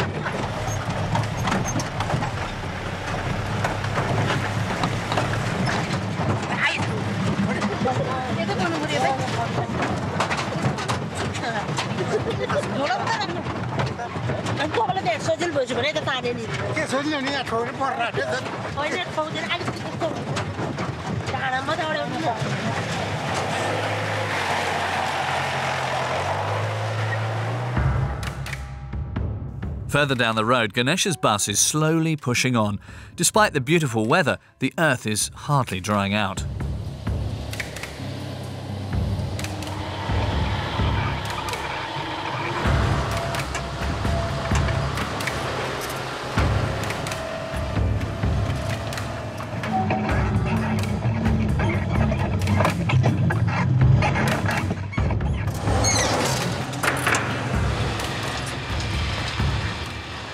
मैले 10 वर्ष भयो अनि 4 वर्ष कन्ट्रोल गरी 14 वर्ष भयो यो मेरो गोर्खाको एउटा हरचन्द्र दाई भन्नुहुन्थ्यो मेरो बुढो बाउ अनि उहाँले चाहिँ मलाई यहाँबाट 2 किलोमिटर 3 किलोमिटर गर्दा गर्दा मलाई सिकाउनु भयो अनि सिकाउँदै अनि हात बस्यो अनि लाइसेन्स लिन गएँ लाइसेन्स लिएर आएँ अनि लाइसेन्स लिएर आएको नि 1 महिनापछि चाहिँ अनि मैले गाडी चलाउन थालेँ.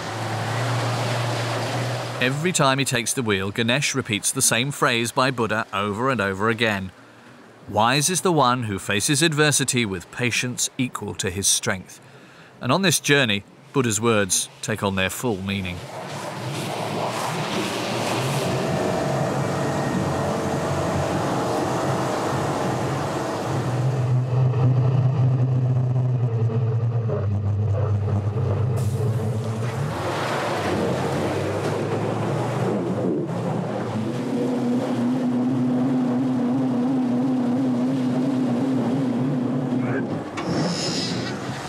चिप्लो खाल्टो भएर नउक्लेको गाडी खाल्टो छ त्यही भएर नउक्लेको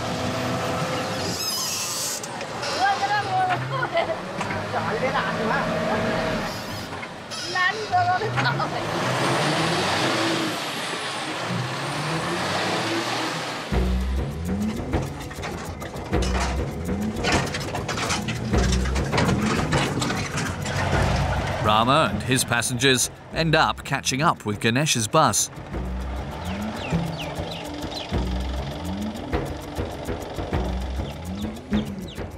यहाँनिर गाडी फसेर बसेको छ सबै फोर व्हील बस ट्रक सबै यहाँ फसेर बसेको कारणले गर्दा यहाँ गाडी रुकेर बस्यो.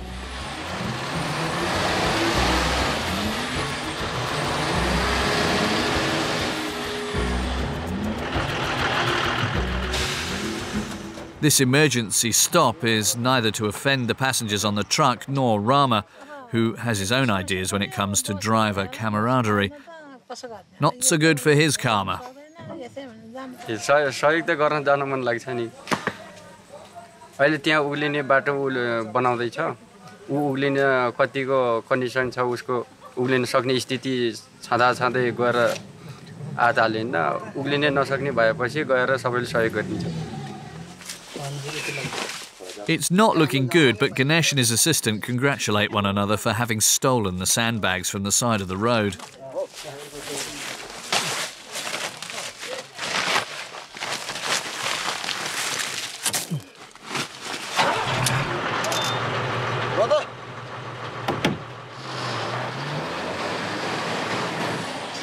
But even in Nepal, underhanded gains never prosper.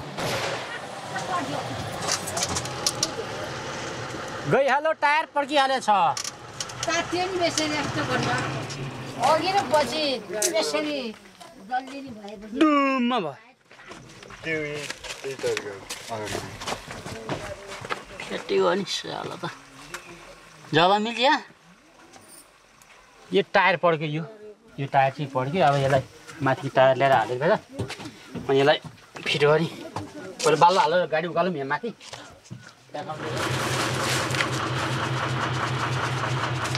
भयो ल ल ल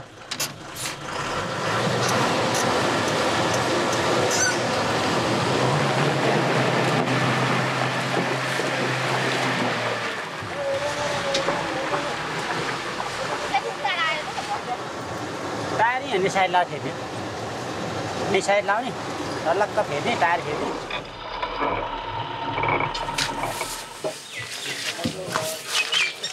छैन यति एउटा मात्रै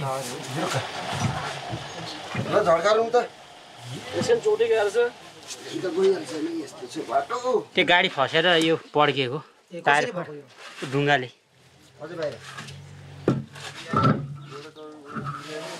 यस्तो समस्या महिना एकचोटि परिरहन्छ जहिले पनि यो टायरबाट हो टायर नयाँ भएको पर्दैन थियो टायर पुरानो हुनाले यो दुःख पाए हो दिक्क लाग्दैन यस्तो गर्दाखेरि तपाईहरुलाई पेसा यस्तै छ The puncture made this restaurant happy, as all of the passengers rushed to it. चिसो छैन नि त्यस्तो तातो के दिएर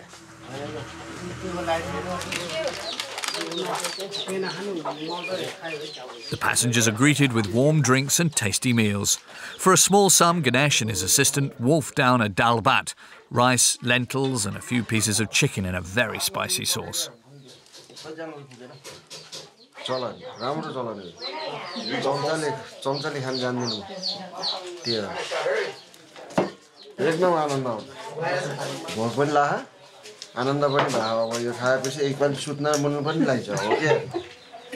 As a bus driver, Ganesh earns €600 per month, and Suresh makes half of that. They barely have enough to live on, but according to them, there's no reason to complain.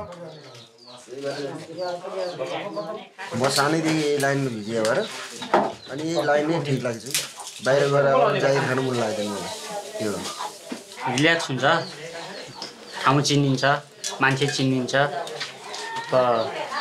यसरी जता गए पनि मासु भात खान पाइन्छ बेलुका बसी बेर खान पाइन्छ पैसा आउँछ यसरी हो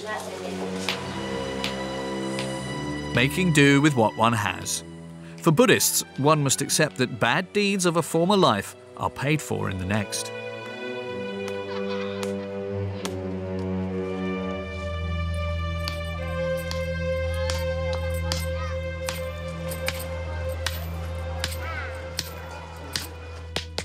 Jetty and her mother break up rocks all day. An unrewarding yet necessary job. Their work is used for repairing the roads.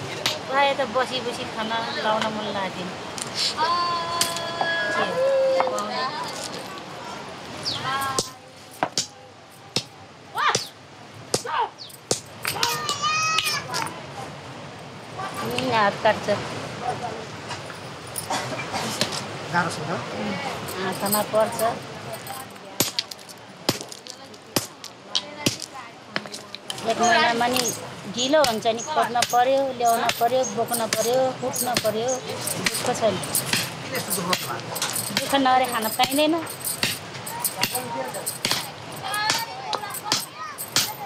धेरै टाइम लाग्छ एक महिना A meagre sum in comparison to the work that goes into it.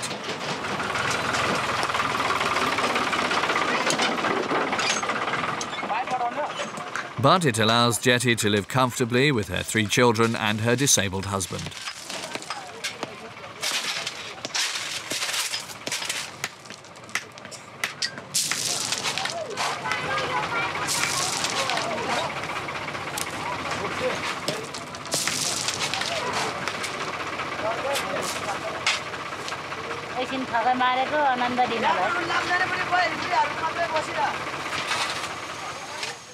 Jetty and her family's life becomes even more complicated during monsoon season.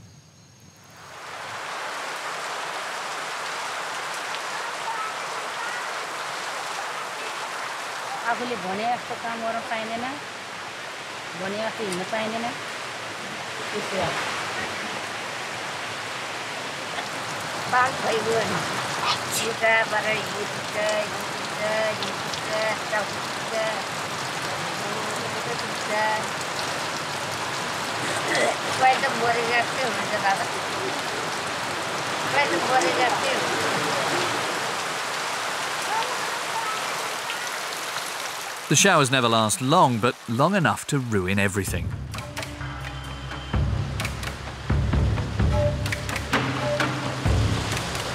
Ganesh's bus may no longer be new, but it's still sturdy.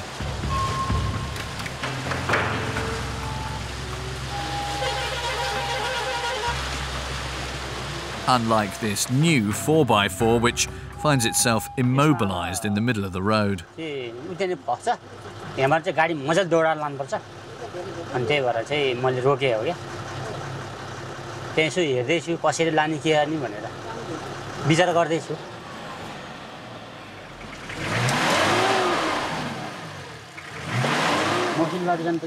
The driver just can't seem to get out. Ganesh suggests taking the wheel. हल्लाउँछ पर्यो गाडी एकचोटि त्यही गर्नु होला त uncle गाडी हल्लाउँ uncle हल्लाउने रे गाडी यामा हो गाडी त हल्लाउन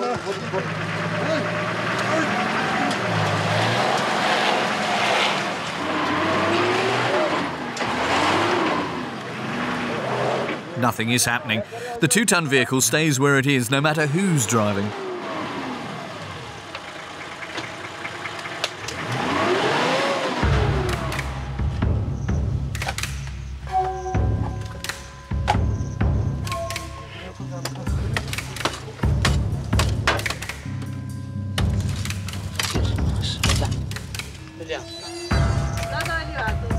The sun is beating down. It's 40 degrees.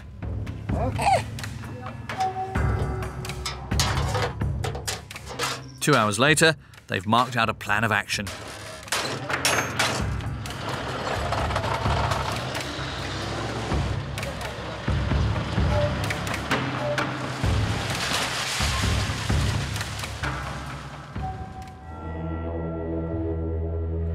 No vehicle on this road drives over 4 kilometres an hour on average.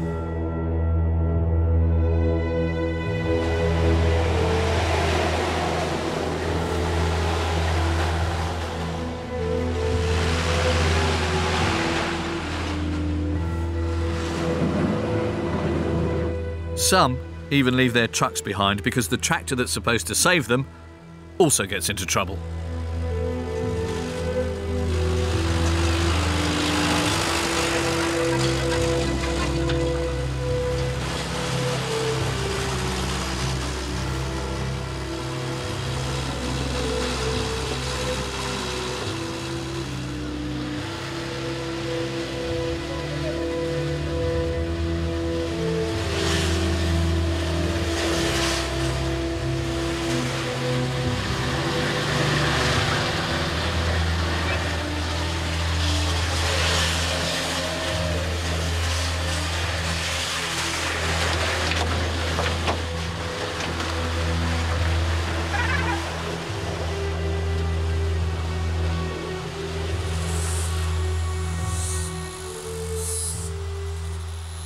After 40 kilometres of effort and 12 tiring hours, Ganesh's bus arrives in the symbolic town of Gurkha. Its Maharaja unites all the different regions to give birth to modern Nepal. However, for Ganesh and his passengers, modernity is still a myth.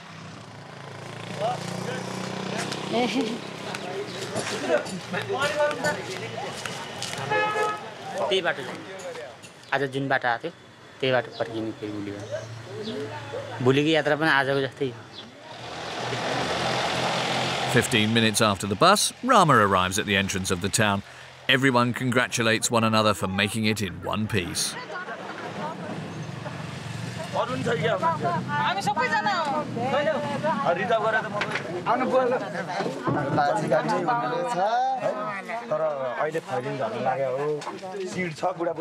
Unlike Ganesh, Rama barely has time to catch his breath. The village is counting on him to quickly return with the fuel for the generators.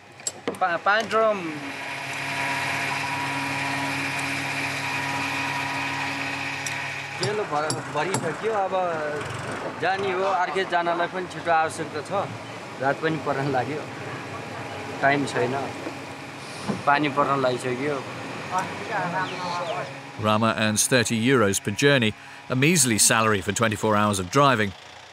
Rama arrived back in Arquette the next morning.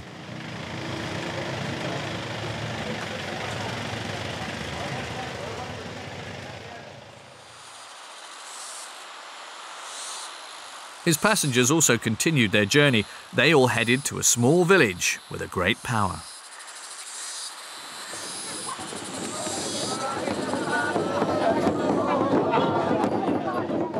This annual celebration brings luck and happiness for the rest of the year.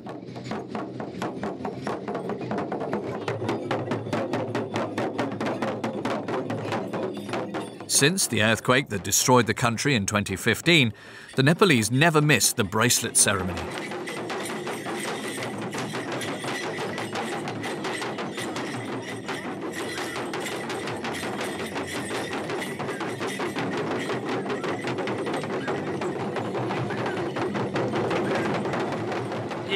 बलि राजा दानवेन्द्र महाबल तेन तम प्रतिबन्धामी रक्षामा चलमा चल आयुर्वेदेशो प्रीति प्रतिवाक्य समस्तिर धर्म सन्तान शरीरे सप्तवीर्दय जात्रा यो रक्षा हुन्छ भनेर डोडो बाँधेको बुझ्नु नि त्यसले हाम्रो परम्परा धर्म संस्कृति अनुसार रातो सट्यो येन बद्धो बलि राजा दानवेन्द्र महाबल तेन तम प्रतिबन्धामी रक्षामा चलमा चल जोडो लाएर धार्मिक ग्रन्थ अनुसारले रक्षा गर्छ जस्तो सिद्धान्त हुन्छ महत्त्वपूर्ण एकदम महत्त्वपूर्ण झाँक्रीको त विशेष महत्त्वपूर्ण यही ढ्याङ्ग्रो बजाउने झाँक्रीको विशेष त वर्षमा एकचोटि मात्रै बनाउँछ वर्षको एकचोटि मात्रै झाँक्री पनि आज एक दिन मात्रै. At the same time as the bracelet, the tilak is placed in the middle of the forehead. It represents the third eye of the goddess Shiva and symbolizes the rising sun. During the process, the priest adds a few grains of rice in order to feed the spirits.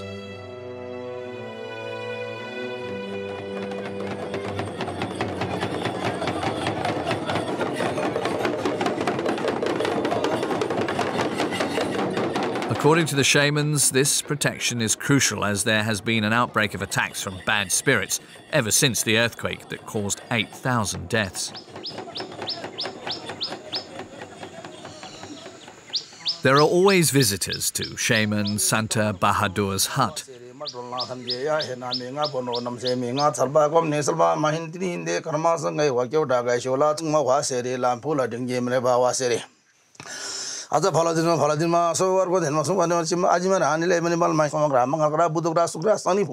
भूत लाग्छ प्रेत लाग्छ अनि भूत लाग्यो भनेदेखि डाक्टरले उपचार हुँदैन झाँक्री नै चाहिन्छ त्यहाँ हामीले पनि त्यसले चाहिँ त्यो बाण देवताको यो चाहिँ देवताको बाण हेर्दाखेरि सास सिधै मान्ने लाग्यो भने ठारै जान्छ उनीहरूले हार्ट एट्याक भन्छ अनि हावाले चाहिँ अलिकति चाहिँ यस्तो गरी छोएर चाहिँ छार्यो भने हावा भन्छ अनि टर्छ प्यारलेस भन्छ डाक्टर साहबहरूले अपरेसन जस्तो अब यहाँ फेरि अन्द्रो गाँठो परेको अब भित्र अन्द्रो कुहिएको.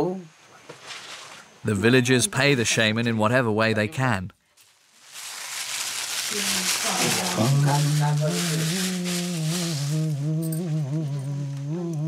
ज्वरो आएको रुगा खोकी हो कि भनेर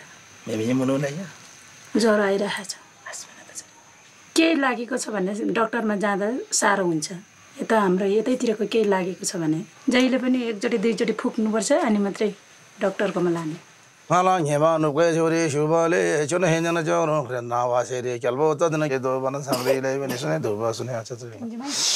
गुरुलाई हुनु पर्यो मेरो गुरु बाबा मेरो जगतको थानी पृथ्वीको मालिक मेरो आजीमा रानी गुरुलाई मस्देवी नि गणेश राजा गणेश रानी पनि तपाईँ सादागिरी पनि गुरुलाई चामल फाल्दाखेरि भुइँमा देख्छ तर यो हाम्रो नथरले पनि भुइँमा देखेको उसको मैले चाहिँ मेरो शक्तिले चाहिँ अब त्यो लागेको मुखैमा खुवाएको. Satisfied, the bad spirits are flown away.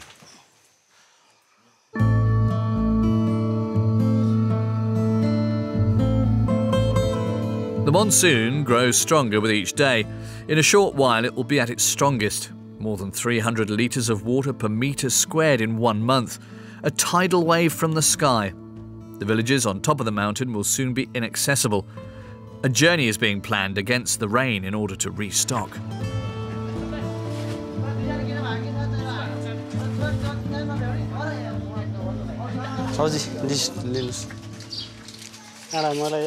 यो माथि सले सामान ल्याइजन आएको थियो तेल ग्यास जस्ता चाउचाउ चामल हैन सबै रहेछ अन्डा रहेछ हैन These sheets of iron for the roof and walls of houses are not very resistant to strong winds. Helmet yo टाउको को लागि सेपको लागि हो यो टाउको दुख्छ.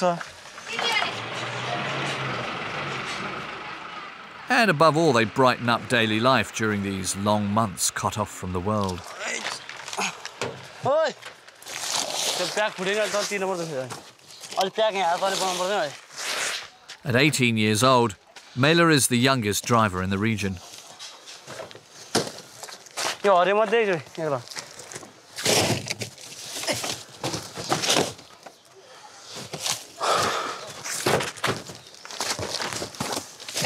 बल त चाहिन्छ बल पनि चाहिन्छ दिमाग पनि चाहिन्छ बुद्धि लगाउनु पर्छ धेरै खेल्न पर्छ अब किनभने बलले मात्रै नि काम गर्दैन दिमाग पनि लगाउनु पर्ने हुन्छ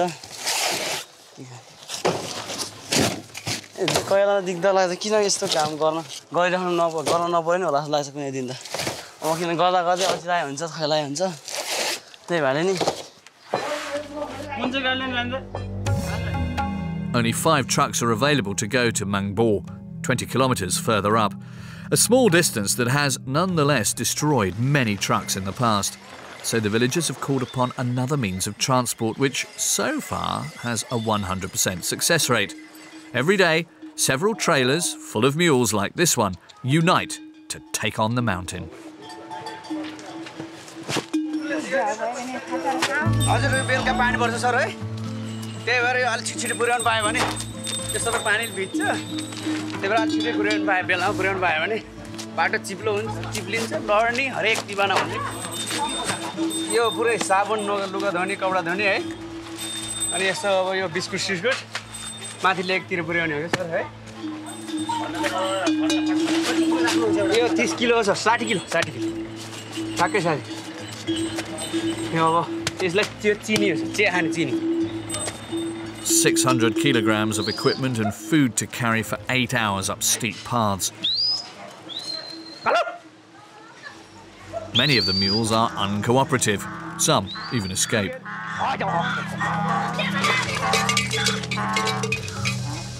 For a few rupees, this young man brings them back on the right track. Yes, sir.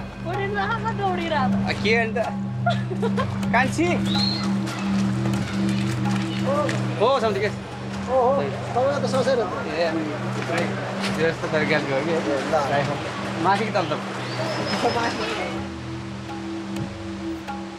The race between the mules and the trucks begins.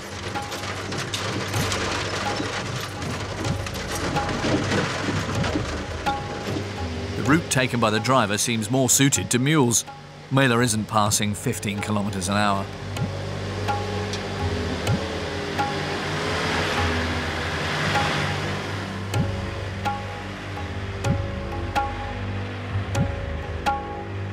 हामीले यस्तो हिँडिराख्ने बाटो अब यो बाटो कसरी जाने होला के होला कसो होला कस्तो होला बाटो त्यही भने हाम्रो अनुभव चाहिँ गाडीकै ध्यानमा गइरहेको हुन्छ गाडी मेरो गाडी कसरी हिँड्छ गाडी कस्तो आवाज आइरहेको के हो के भइरहेको छ कि कतैबाट आवाज बेग्लै आइरहेको छ कि गाडीको त्यो आवाज सुन्दै हाम्रो गाडीकै ध्यानमा हिँडिरहेको हुन्छ अगाडि गरिरहेको हुन्छ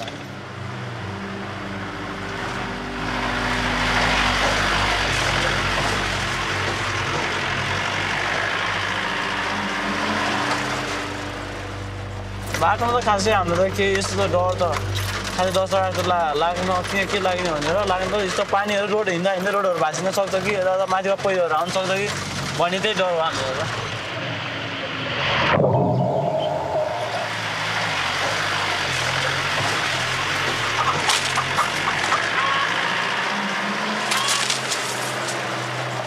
माथिबाट पहिरोहरू झरेर यस्तो ढुङ्गाहरू लागेर के हुन्छ कि भन्ने त्यही डर हो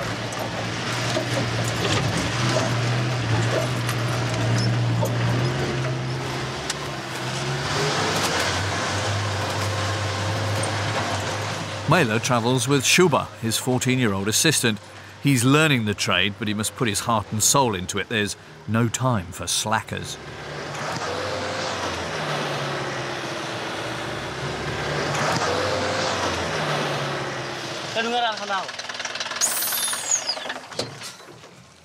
Udah ngayal, udah beli alpel. Bag आउनु न यहाँ ढुङ्गा भाले ढुङ्गा त के निकाल्यो तैँले यहाँ हालेर के काम त यहाँ हाल पर्यो आउनु गाडी के काम गर्छ त्यो बेला ढुङ्गा ढुङ्गाहरू त लिक हाल्न हाल्न के अरे यहाँ ढुङ्गा पल्टा कति माट्ने माछिको अब त्यही हेरेर बस्नु अरे मा दिन्छु त ठिक छ आज गाडीमा लिक छ जान नमिल्ने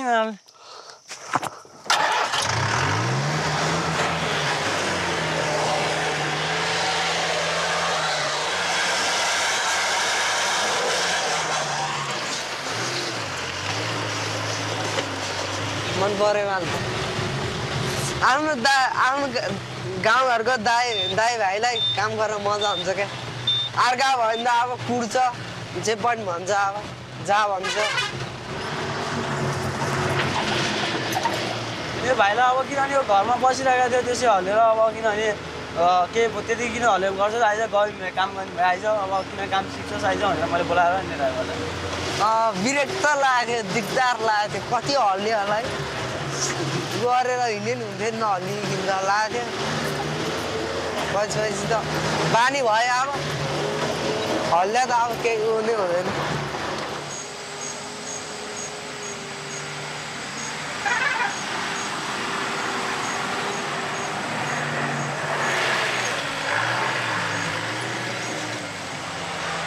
At the village entrance, 2 truck drivers await Mela like he is the Messiah. When there's a serious problem, the drivers trust his skill alone to solve it.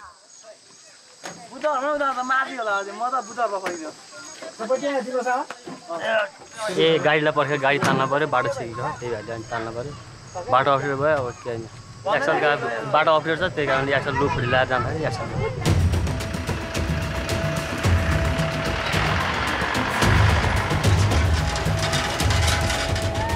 While Mela is saving his friend, on the other side of the mountain, Suka and his mules are making progress, slowly but surely.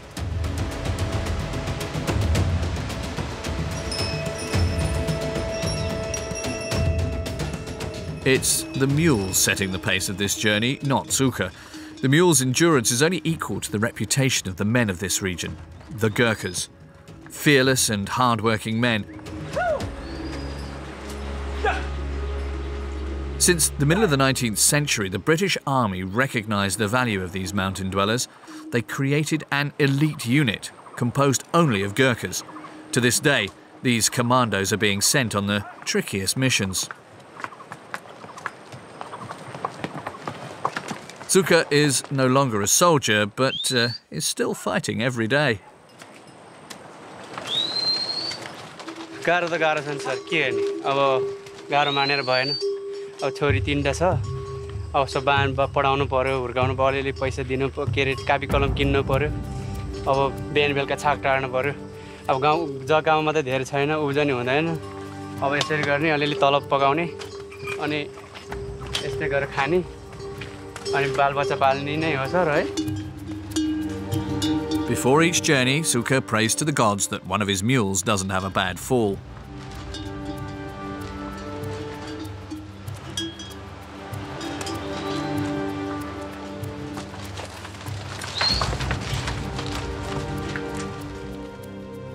Crossing the suspended bridge is always a cause for concern.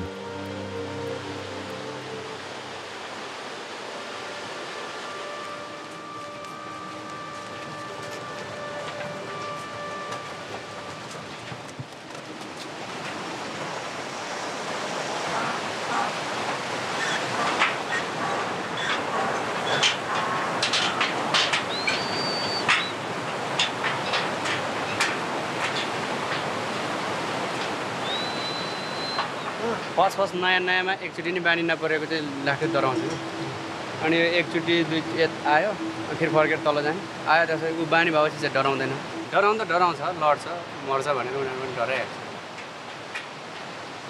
Ever since the earthquake, the mountain has been swarming with porters, the villagers who can't afford to pay for a lorry or mule. The mules carry cargo on their backs, cargo that enables the villagers to rebuild their lives.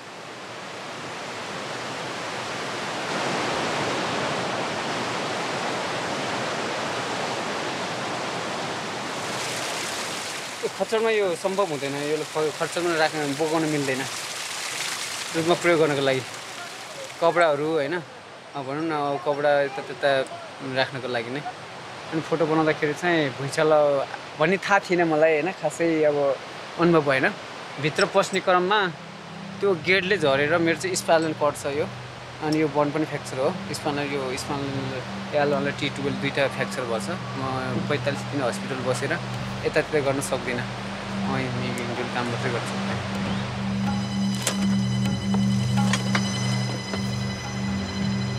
ल जान्छ है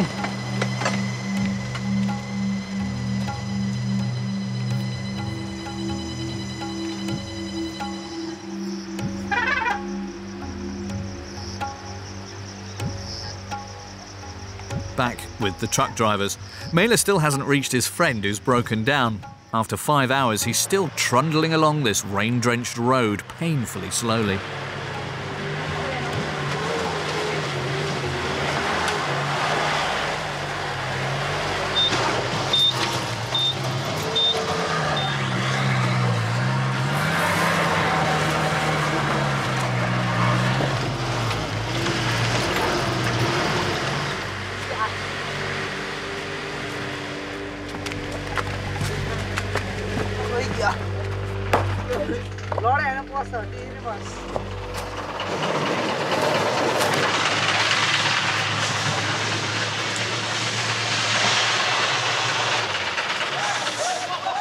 tyre नाच्यो अब हजुर रातो माटोमा चिप्लियो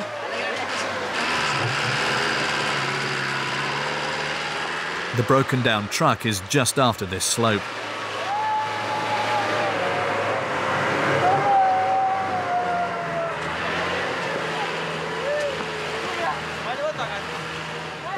This lady seems to be enjoying all of his trouble. The show is far from over for her.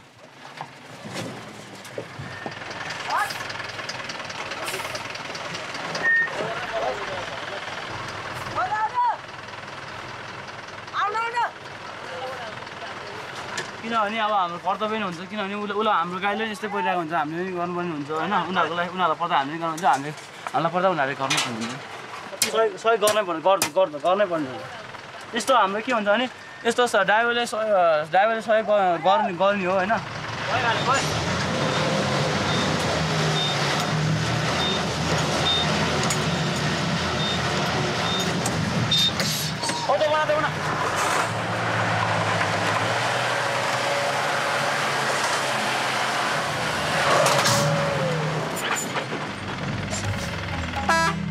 तार छुडेर गाडी बोल्दैन बा तार छुडेर गयो त्यही कारणले नि गाडी फस्यो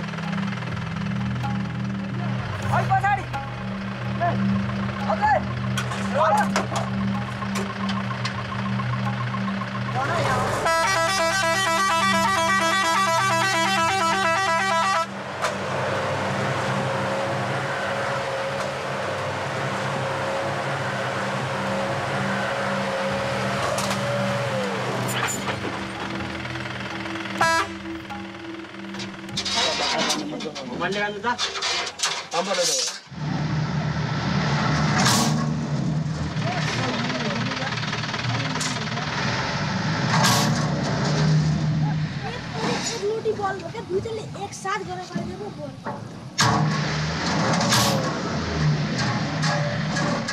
Mela has to abandon his friend.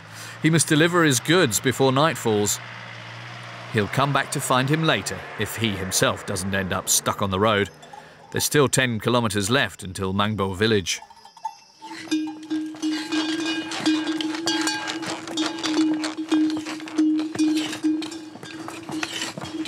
Zuka and his tireless troop of mules have just reached the grocery store after 5 hours of walking. महिनामा 2 चोटि 4 चोटि रेस्ट हुन्छ हैन 4 चोटि झन् नदा नि बगिरहने हो कि सधैँ बगिरहने नदा महिना 5 करिब 2 चोटि रेस्ट गर्छ अनि आराम गर्छ नत्र अनि यो दिनै बगिरहने हो कि 3820 रुपैयाँ कमाए ल हिँडे हजुर म अब Contrary to the villagers, the only misfortune Zuka might one day experience is the road being laid with tar.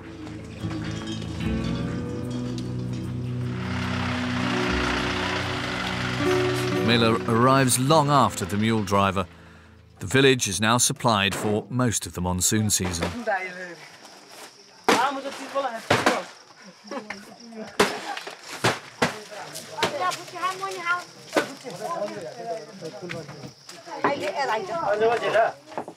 Amir is the owner of this colourful store, the only shop on this side of the mountain. मेरो पसलमा यो कपडा के रे जुत्ता चप्पल कपडा यो fancy कपडा हो अनि स्टेशनरी यो विद्यार्थीको लागि स्टेशनरी कापी कलमहरू यो नुडल्स यो चाउमिन कोक अनि बिस्कुट चुरोट कोक बियर अनि यो सेन्टर फुड सबै कुरा रहेछ त तपाईको स्टेशनरी सबै छ हजुर यता छ बिस्कुट यहाँ हुने भने मकै हो कोदो यहाँ उति खेत छैन कि यहाँ धान उति उत्पादन हुँदैन यहाँबाट भन्नुभयो यहाँ दाजु काजोबाट आउँदामा यो बिगाड ठाउँ नै हो सर तल सबै सामान अब तलबाट ढुवानी गर्नुपर्ने रहेछ हामीले होइन यता भने उत्पादन केही हुँदैन सर टाढो पुग्नु जानु पर्थ्यो अर्घर जानुपर्छ 2 दिनमा आइपुग्थ्यो कति समय लाग्छ अर्घर जान 2 दिन लाग्छ आज जान्छ 10 वर्ष भुली आउँछ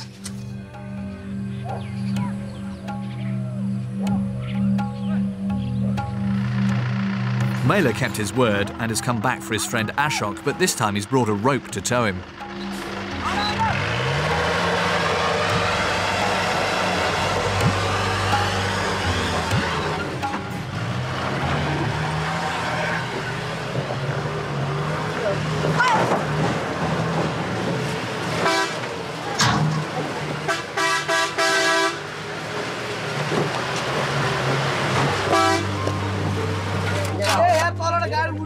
This latest defeat leaves the men with only one option: take out the stones one by one to make the road as smooth as possible.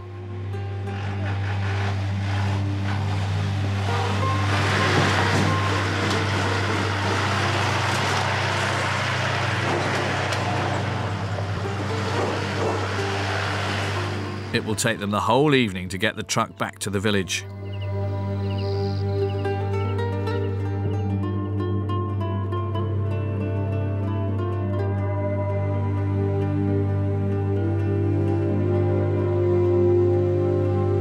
Mela doesn't really have the time to relax. The arrival of the monsoon means heading back to the field, or rather the paddy. The young driver has traded the steering wheel for the handles of the plough.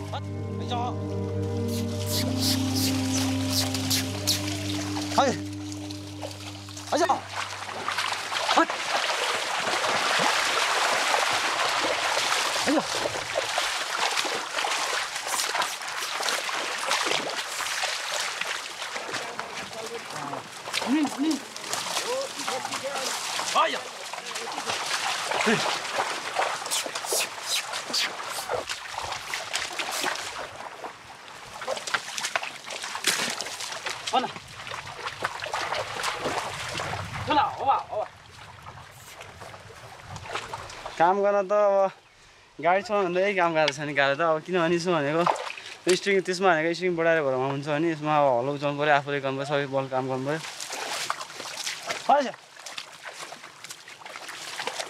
होइन यो आफ्नै परिवार अब बेच्न त हाम्रै परिवारलाई खाना त पुग्दैन होइन पुगिराखेको हुँदैन त्यही भएर कारणले अब होइन आफै परिवारलाई खानको लागि मात्रै दुःख गरेको हो अन्त बेच्नलाई होइन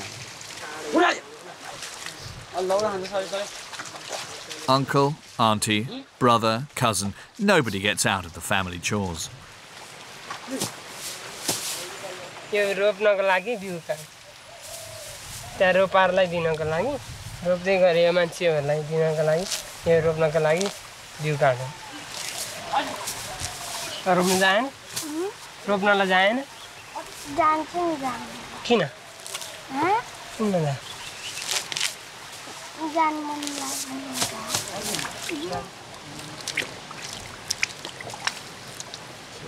Mela's mother had other hopes for her son, but when he was 16, she had to put him to work.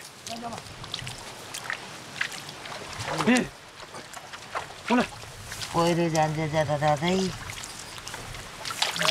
गाह्रो छ नि त नि गाडी चलाउँदा नि जहिले हाइदी हुन्थ्यो भने हो आफू त नपढे भयो नि छोराछोरीलाई त पढाउन खोजे हो जोदिएर के पढाउनु पाउनु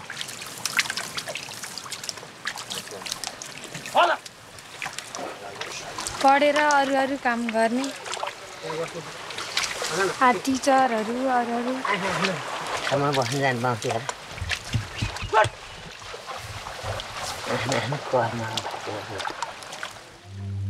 The dream for Mela and his family is to improve their karma, to ensure prosperity in their next life.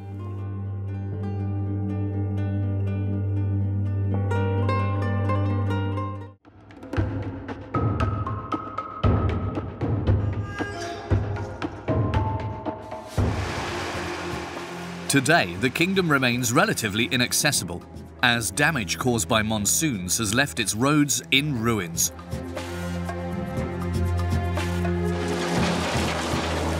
Rock slides take passengers with them all too often.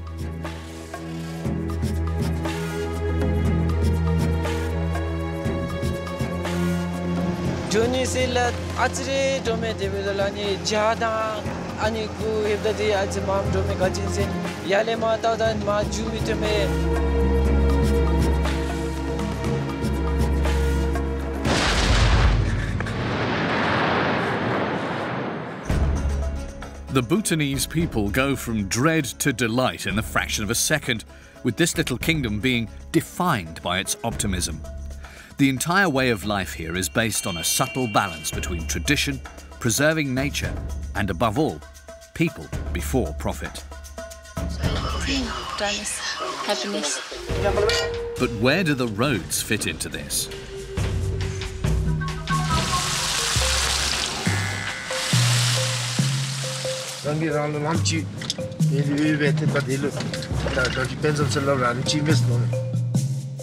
Safety is a question of wisdom here in Bhutan.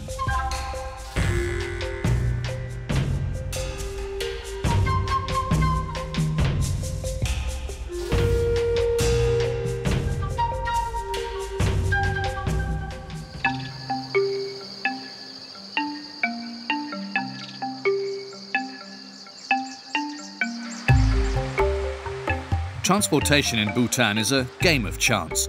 There is always a departure time, but the arrival time remains a mystery. The journey through the mountains is the stuff of adventures.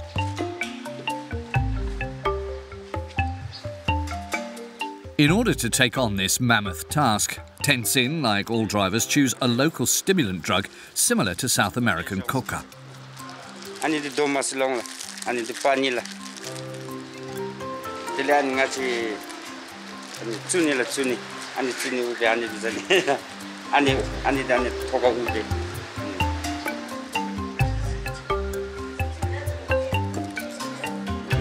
Betel is used to keep drivers awake when they're tired.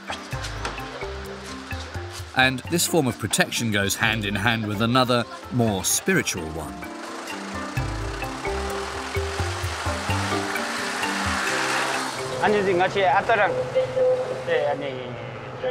Garitang dimi jibin digi, the rangi sok the ani, the luma kedi jogo be mula, the ani the kin barchi wongma chusi, the lishum be malu he chusi, ani melam the gikin barchi majusi, atara tabe, the nal gotsuchi tabe. Tenzin was headed to the Indian border. The 112-mile journey across the Himalayas will take 15 hours to complete, but at these altitudes, everything is a little more complicated. It was the middle of August, the height of monsoon season, and this meant there were torrential rains. These floods carry everything in their path.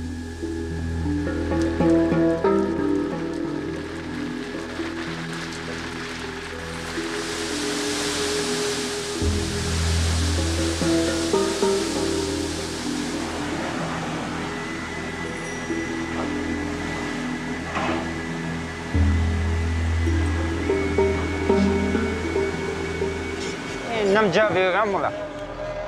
Haptana Nim Sum the Chabnila. Chap the came into Vala.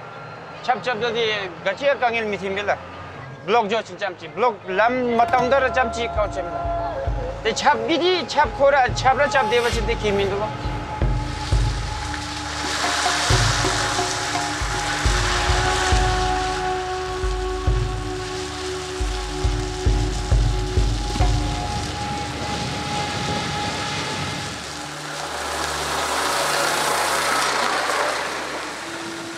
오늘 카스카님 아나 블록 데베 같이 자치 나니라 미신게 또 맞추바들라 오늘 플라스틱 잡이 잡지 님 니기 찌미면라 다리즘지 블록 조이 몰라 나바님 지가 잡지 땅 숫지라 임마빌라 가리 오늘 야레 옴다 가리단 가니야 마빌라 제 오니디 bombeira 오일 가리엘라 가리 코라 베이스 엑스트린라 예, 제일 좋으니라. 가스카님 잠시 트럭지 아마레 마타 지시. 아니 미실라. 로아니 총광지 잘라 이벨라. At altitudes of almost 10,000 feet, the fog can fall on the mountain without warning.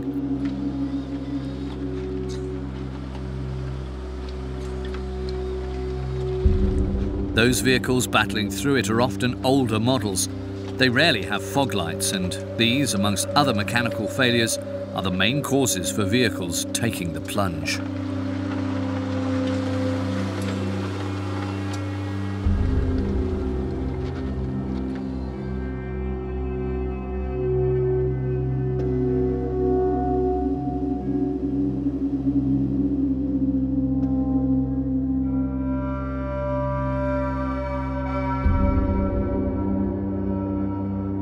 This accident had just taken place, with the driver crashing into the wall in a desperate attempt to avoid the ravine below. Break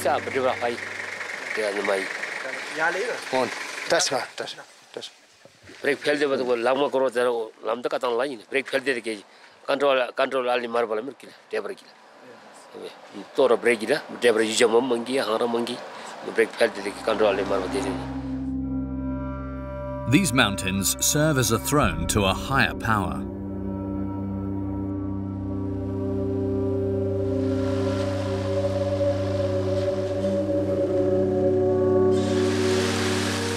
Tenzin was in a hurry, but only old Shaman is able to speak to the gods. Every day this man attempts to stop the carnage caused by road accidents, guided by the spirits.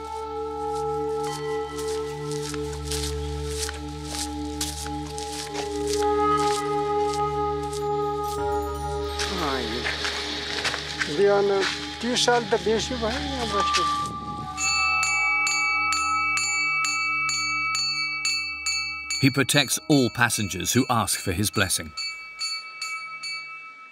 पहिला बहुत गाडी steering भएको थियो त sir अनि मन्दिर बनाएपछि यहाँ गाडी रोक्यो यो फलान जग्गामा मन्दिर छिटछिट बनाउनु अन्त राम्रोमा चल्यो त्यो यहाँ मन्दिर बनाएपछि राम्रो पनि भएन सर गाडी स्टेरिङ भएन यो पहिलो रोड खुलेको कति साल भएको नि sir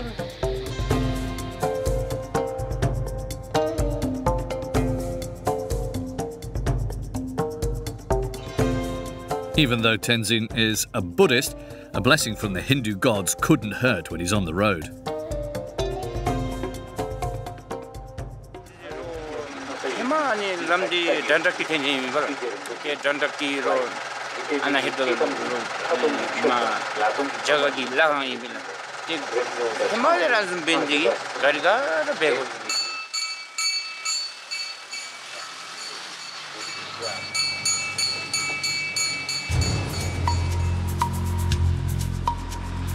Those who ignore the shaman's prayers quickly come to regret it.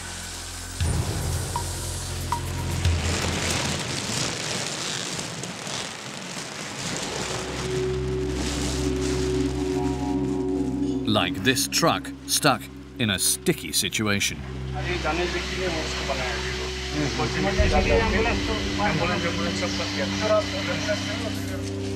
The rock slide almost took him to the bottom of the ravine. Everything surrounding his truck was unstable, and this wasn't the only issue. If this truck filled with dynamite were to go the same way, the resulting explosion would be devastating.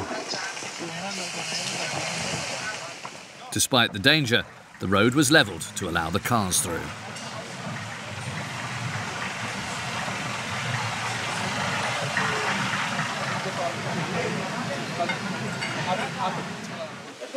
दोनों बराबर और नीचे जो है filling करेंगे, गाड़ी को level बराबर कर लेंगे, देन इसके बाद निकाल लेंगे.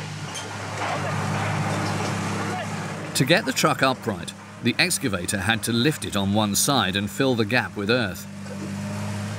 Ironically, the engine which it was transporting was being taken to clear the road a few miles further on. और रास्ता क्लियर कर दो पहले, गाड़ी निकल जाए एक बार.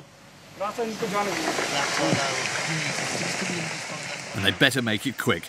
The truck and its cargo didn't budge an inch.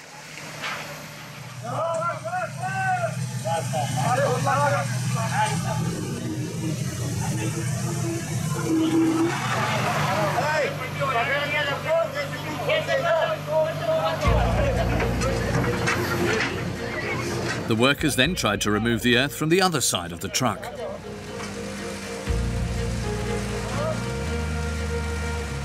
The truck finally started to budge, but this rescue mission took all day, meaning dozens of other drivers were also at a standstill. However, whether it's a profitable venture or not, money isn't everything in Bhutan.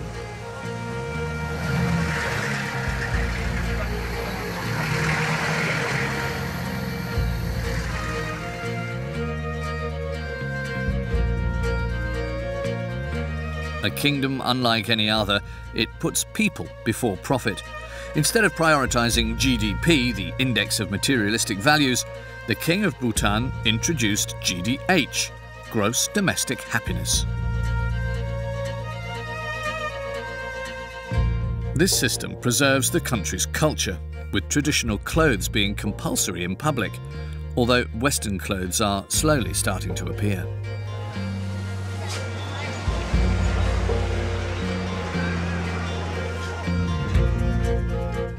It also includes environmental protection, as Bhutan is on its way to becoming the first country to be completely pesticide-free. Globalization is threatening its wealth, water and forests, which cover 72% of the country.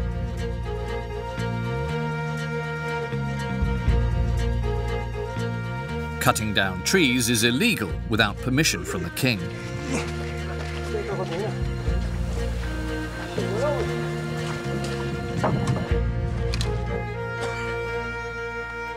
Geoffrion is a particularly happy businessman, as he had received permission to buy 30 tons of wood.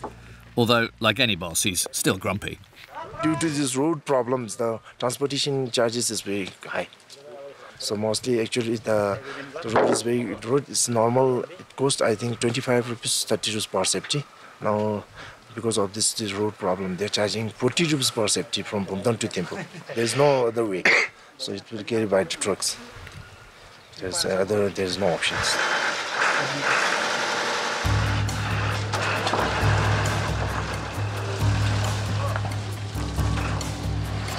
If his trucks flew like the legendary Bhutanese monk's tiger, the capital city of Thimphu would be just 12 miles away as the crow flies.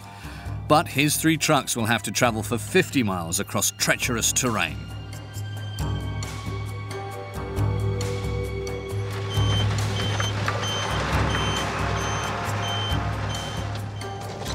Rinchen is never relaxed when travelling on these roads.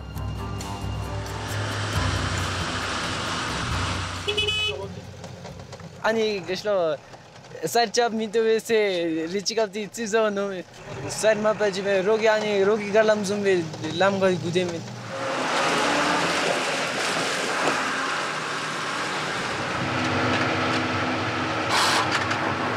Papa ani rapid over rapid na the gate number 1 delay minus up the 2 and some babila the gajin sen Gariga thin Mitsube and Maku Mam Tim Gear Mam and Ibdira about the Dupoya Tim.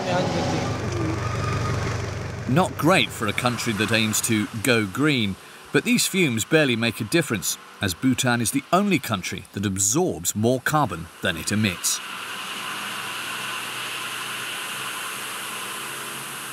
The country's industry is practically non-existent. Almost everything is imported, meaning items like spare parts are expensive, so truckers often have to become handymen, using whatever is available to them. Speed meter lavi mitu. Ali stigi labni siru garina ziben gari ganchi tani mindu mapa chikagi ani light da ani glass ti gade bitu ani chamchita me. Speed amti jose sengati ani gaslo pochigi thole tambi gariga. Ger mam jo chin gari amti shuk jo se amchi di ngachi la sheo.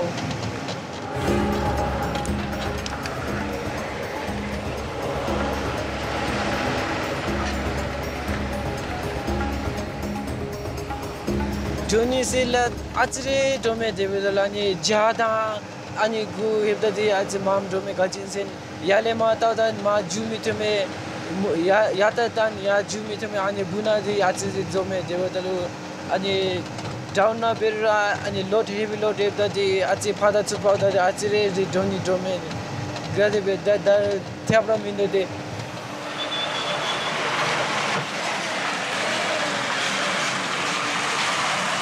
more centers plus not in 5 cents plus 5 nele mapa pecha labdi khumchi mindo se anale gari achre lab te gari ta ani bitade mapa pecha lab siru de pecha lab me chacha ngachi olera ngachi zumjiro me de gari ta adi yani bedal khum mindo se no me ngai biochi gari na bodi. He is paid just over $300 a month for this risky role, 100 more than the nation's average wage. 12 miles later, Lainé and his passengers make a stop to let the brakes cool down. This for decoration, we call Pema Meto. Buddha is for decoration and for protection. This vehicle acts like our human. That's why they put eye here. All trucks makes like that, sir. The three truckers will have to wait a while to see if their boss catches up with them.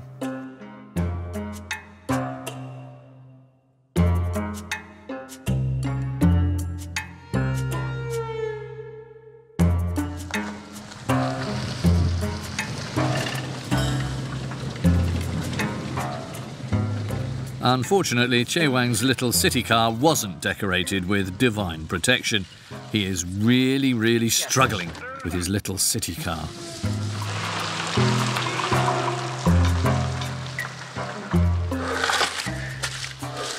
What are you looking for? Looking for some noise are coming. So that's why I'm checking. Okay. Looking for my car. Due to this problem, our car is giving lots of problem.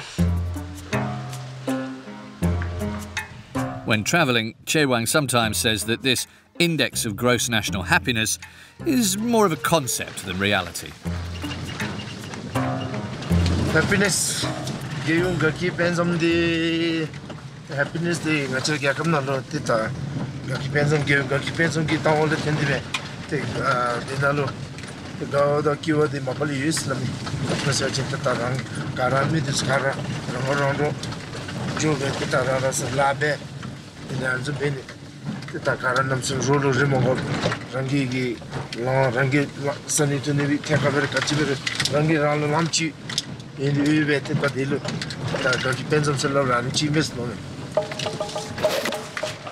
Chewang is clearly not a believer in the Buddhist expression, there is no path to happiness, happiness is the path. Buddha watches over the country from a height of 167 feet. The king of Bhutan governs his people by following a Buddhist philosophy.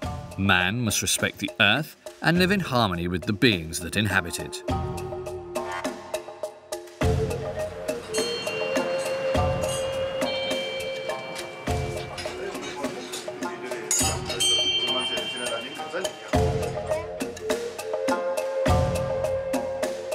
휴진이 경험나로 깨우기로 보면 되지만 아니로 쓰다 있어요.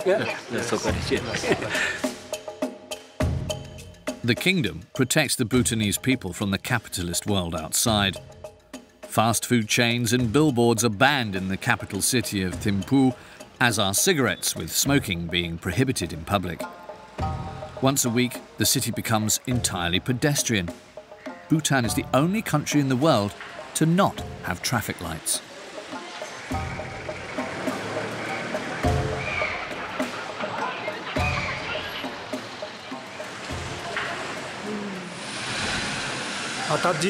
Namsame Jodi Kachi to the Dula.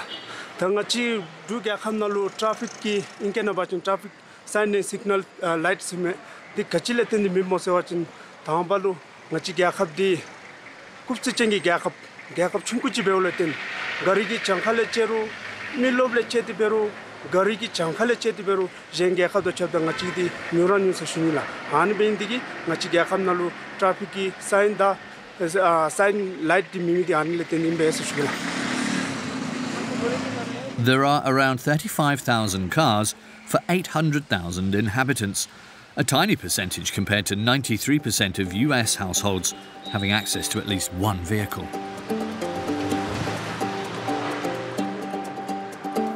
However, being a traffic light can be hard work. Modernisation is creeping in slowly but surely. Bhutan was shut off from the rest of the world until the 1970s. Television was only introduced in 1999, with these small screens having a negative impact on gross national happiness.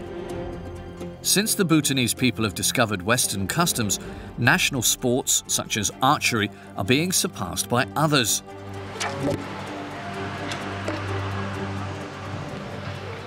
The Bhutanese are now soccer mad. In future, that it can be, there is possible that it can replace the archery because most of the youth are influenced in playing football. Bhutan is in itself a paradox, with a huge stadium being erected while roads leading to it are crumbling to pieces. Back in the mountains, Tenzin and his 17 passengers are advancing as best they could.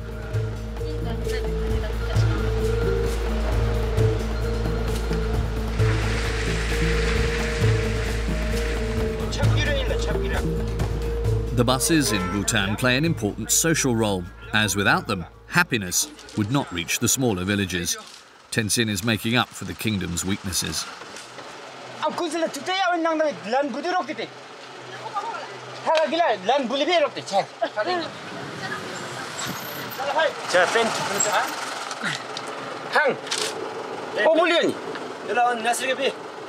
So you are the postman.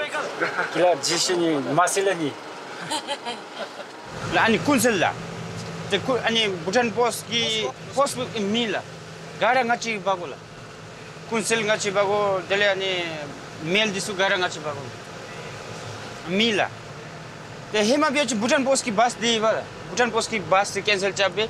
Dele ani ngachi company ki gari company bus tu chila. An bindigi Bhutan post ki samba ngachi bago bil.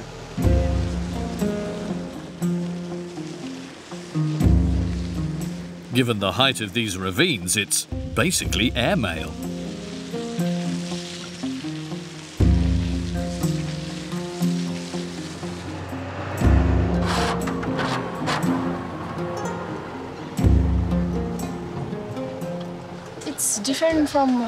It's really different from other countries, I guess. It's proud to be a Bhutanese also. Looking through our environment, we know that Bhutan is very happiness and peaceful. It's a green environment also. So even there's no such problems like other countries they have. So I think Bhutan is happiness.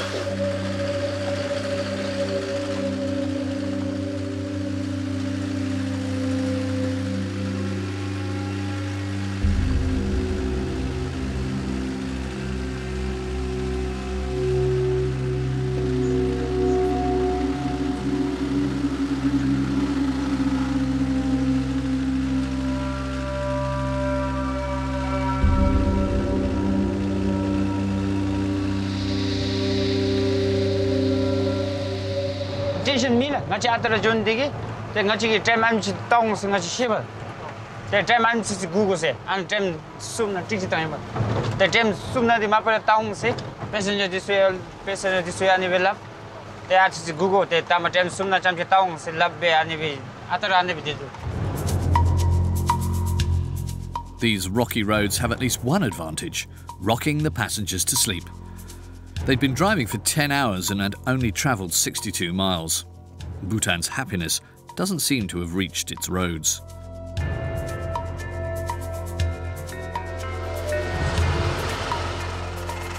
This roadblock didn't bode well for the group.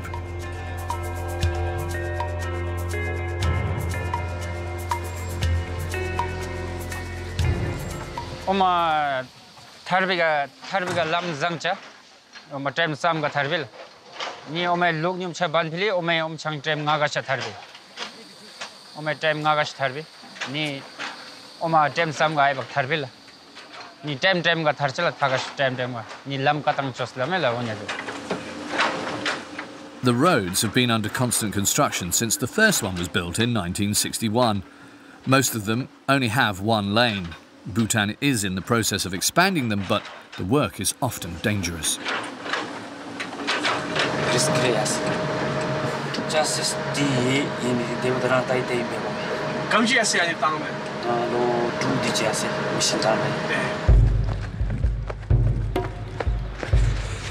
One section of this mountain is about to disappear. All the risks and responsibility involved in this explosion lie on the shoulders of this young lady, 23-year-old Yogita.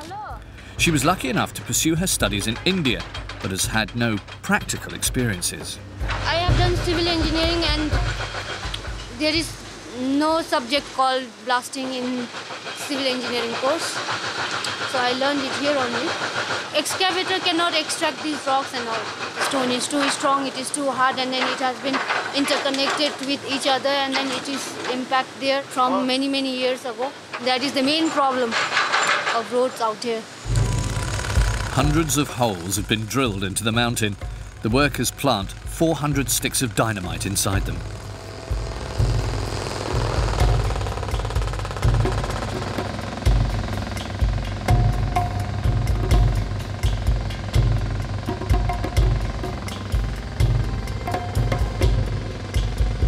This one is detonator cap.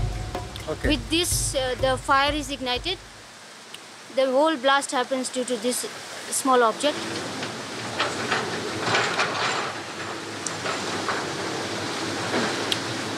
Now we connect this in that G-pot.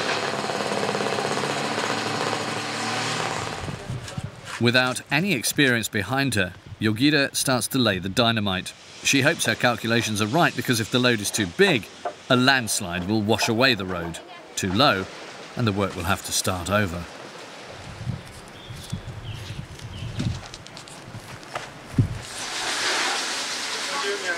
There's only one safety rule in place: run as fast as you can. They are going to blast there also, so we'll run this way. How long time we have between the blast? It will take about 1 minute, maybe. Maybe. Maybe 1 minute or more. It will not take more than that.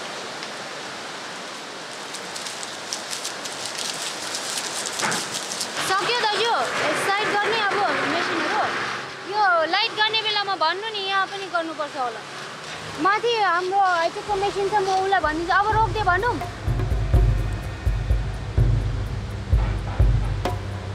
like this.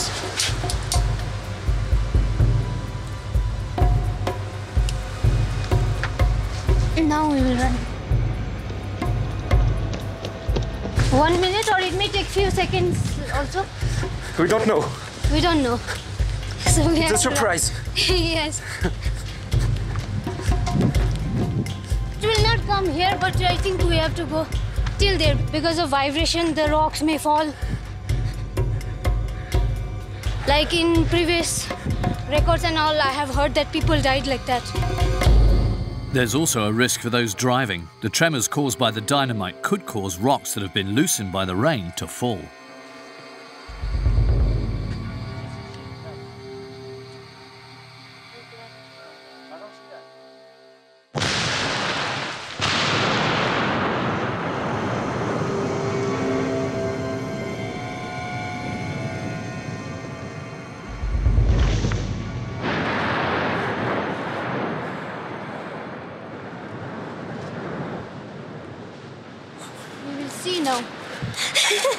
Now we will see how much portion has gone. Oh my god. Yogita couldn't believe she'd managed to avoid doing any damage. The road was cleared after less than an hour.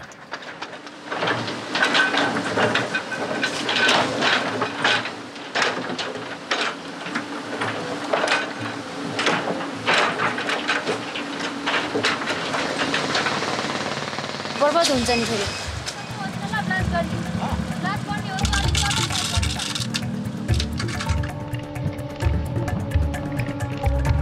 I was a little bit stressed when the boulders fell down from the cliff, no?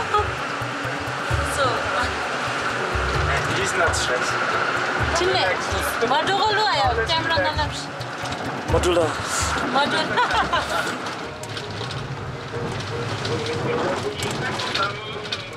Tiredness was setting in for Tenzing with 50 miles to go, so a passenger made him a better leaf to keep him going.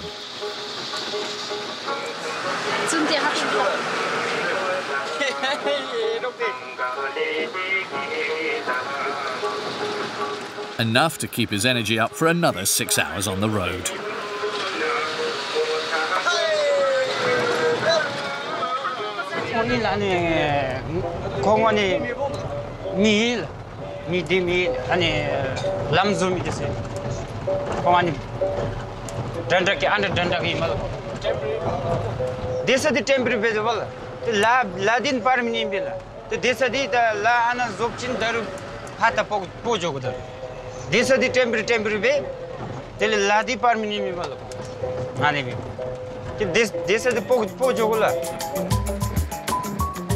In order to prevent the Chinese government's ambitions for the country, the King of Bhutan allied himself with his other neighbour, India. India has been supplying engineers and other parts of the workforce since 1960. It's a form of slave labour where workers are undergoing life-threatening work with no protective equipment. This project is called Project Dantak.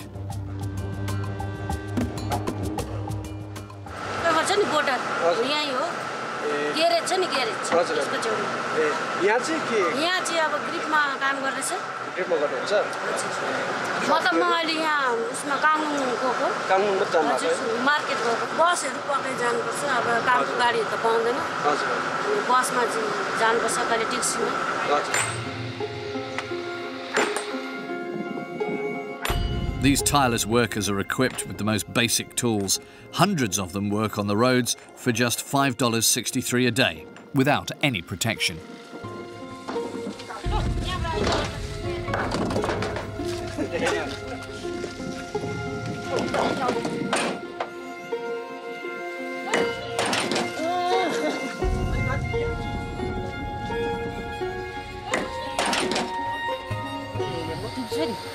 बिहान उठ्नु सक्दैन यहाँ ढुङ्गाल उठ्नु थाल्नु भएको यहाँ अहिले गर्नु भएको यो साइडमा कति भयो 3 साइड हुँदैछ अब वर्ल्ड गर्दा के कोको बेला वर्ल्ड निस्किन्छ कोको बेला यस्तो वर्ल्ड छैन भने मेन्टिङमा अब वर्ल्ड यस्तो वर्ल्डको काम छ वर्ल्डमै Project Dantak seems to have been omitted from Bhutan's gross national happiness.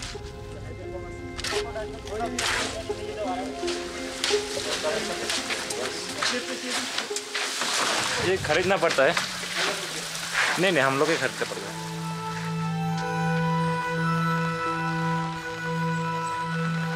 Workers return to India every 6 months. In the meantime, they live in these makeshift huts.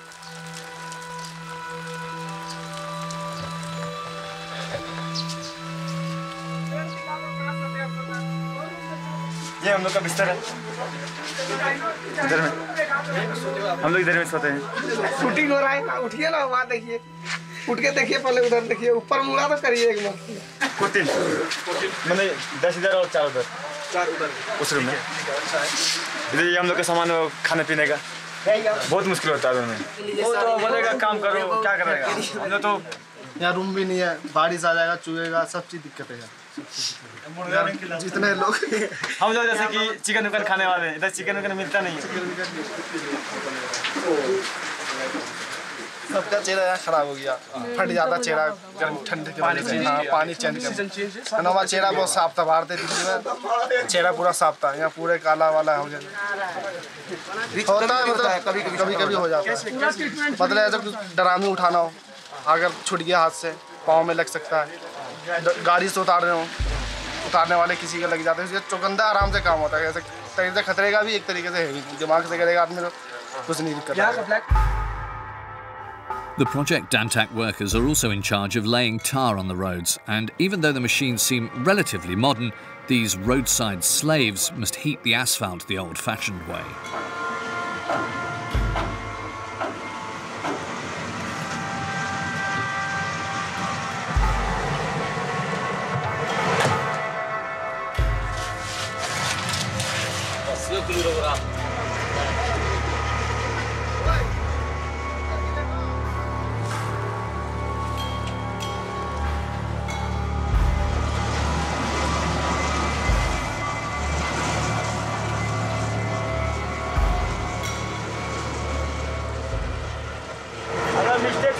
तो कोई बचना मुश्किल है कोई नहीं बचा सकता ऊपर वाला भी नहीं बचा सकता अच्छा नहीं फिर भी पैसा ही से करना पड़ेगा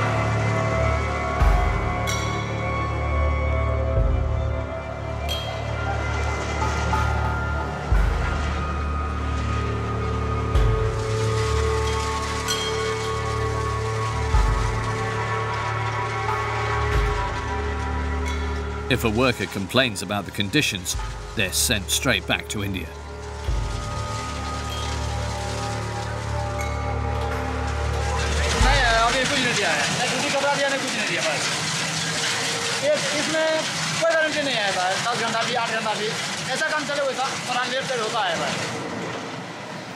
The environment is sacred in Bhutan, except when their infrastructure needs to be modernized.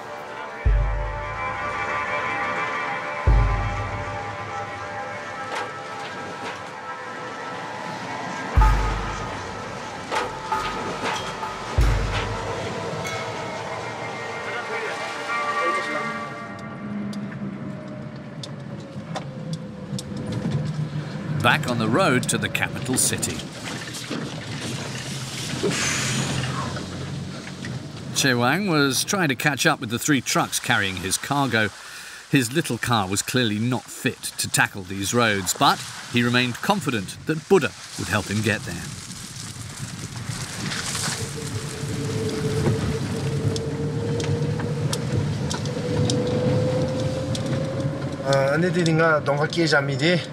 그쯤에서 받았을 주도 다른 기세요 딱 받았을 말로 김포 맞추 내심비 주죠 남칼로 리마주 다리로 김포 맞추세 땡같이 상기 좀는 데로 세요 답닝이 되려면 그 상기기 군자 충분히 나게 자면 아니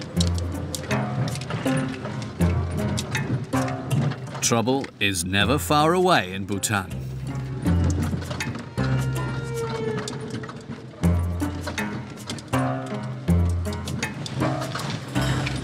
See, one more dangerous road. Tani di uktani lamdi na lakachi jugolen te ta gari kar meptambe golen te ta workshop na kiego be. Workshop na kiego golen te dinner golen ta workshop na zoy golen te telen chizo da taruso so tamade tem taruso so da so mat taru an zogo tem golen te tamsame te kachlo joso bom jumes lamne.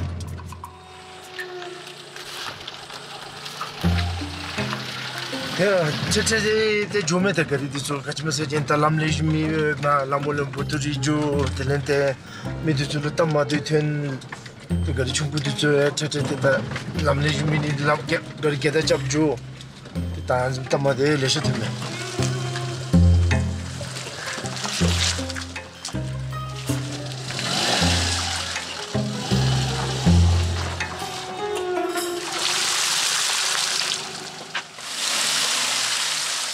다다바는 진짜 테마스다. 다가리나 오카노 집에 다가리 테미츠베다 라가탄다다. 다 피고베 미체베.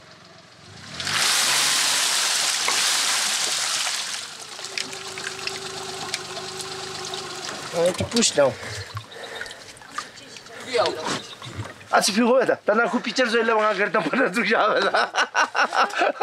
Now I have to get friends to push my car. This kind of situation is very tough. People are very friendly. Everybody help everybody in Bhutan. I car lejume. Car char benilo lejume char bere be karagi. An beni digite lapchiro char be chira chu. Machi dugi mi lejume. 1, 2,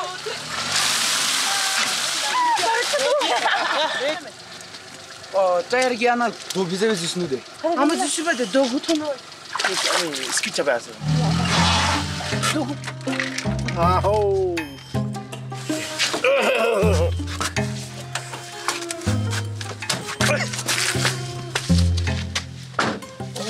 Imbe do için imbe.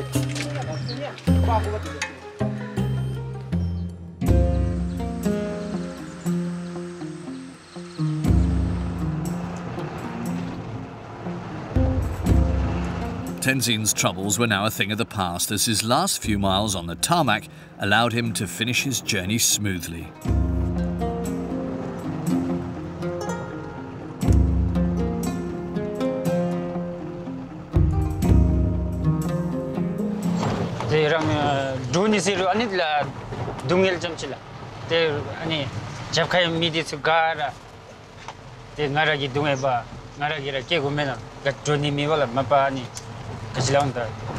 Tension jamchi ma gade bi ke suga lamda gania mi vega garere mi shogas tele lamre block mi jogas ani chage jamchila te rodilo ani zum be joni chani se mila te ma chage jamchila te congratulation be ke suga mata mila chachema ani tato lab ani chachema jo.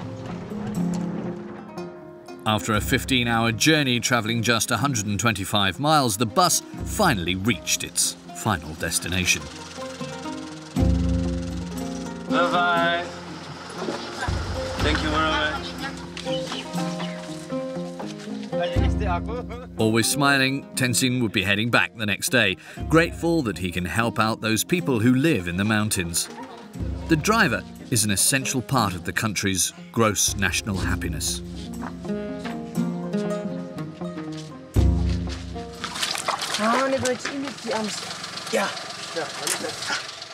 Up in the clouds, however, this altruism wasn't shared. Che Wang stayed dry while the others waded in the mud.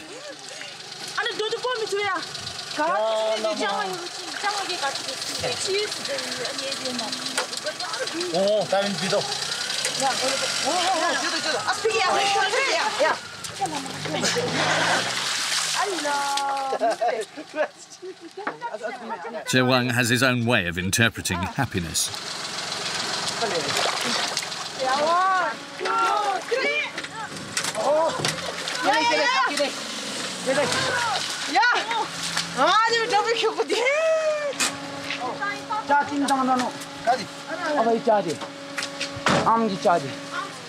Oh, it's okay now. Bhutan people are very helpful. Whenever we need the help. Oh, long chi ani gachilo da garinalu garidam na chi da gachi charo betola te achre bechu chi charo re be te ani bendi gira rup ta tem jimbi se lavila ah thedo zivla mi es long de am tu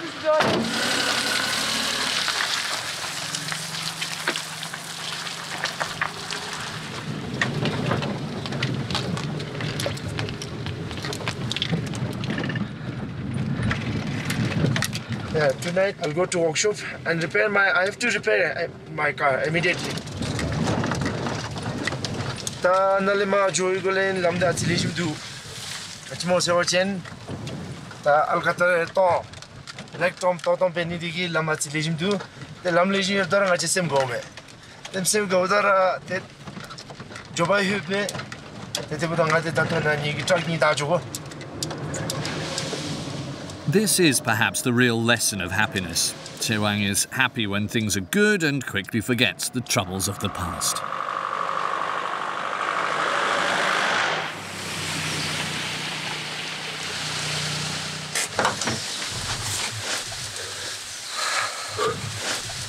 Finished. My work is done. It's okay. It's very tough to journey this road. It's more scaring than to make business in Bhutan than in another country. Yeah, most probably I'll try. How are? 아? 하와라. 자이. 야, 남반나 팀지 되어 동안. 샤랑가 미엘라 로티 칸 자이. 간다 툴로스 내가 요 동안. 남반나가.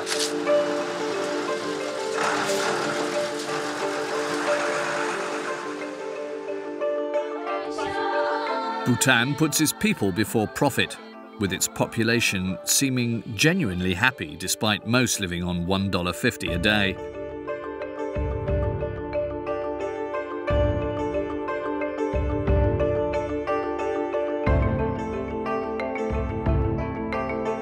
Now the question lies in how long the country will hold on to its identity with the increase in cars and smartphones. And the country's inhabitants are now going into debt to buy the latest gadgets. The wind of change is blowing gently over the kingdom.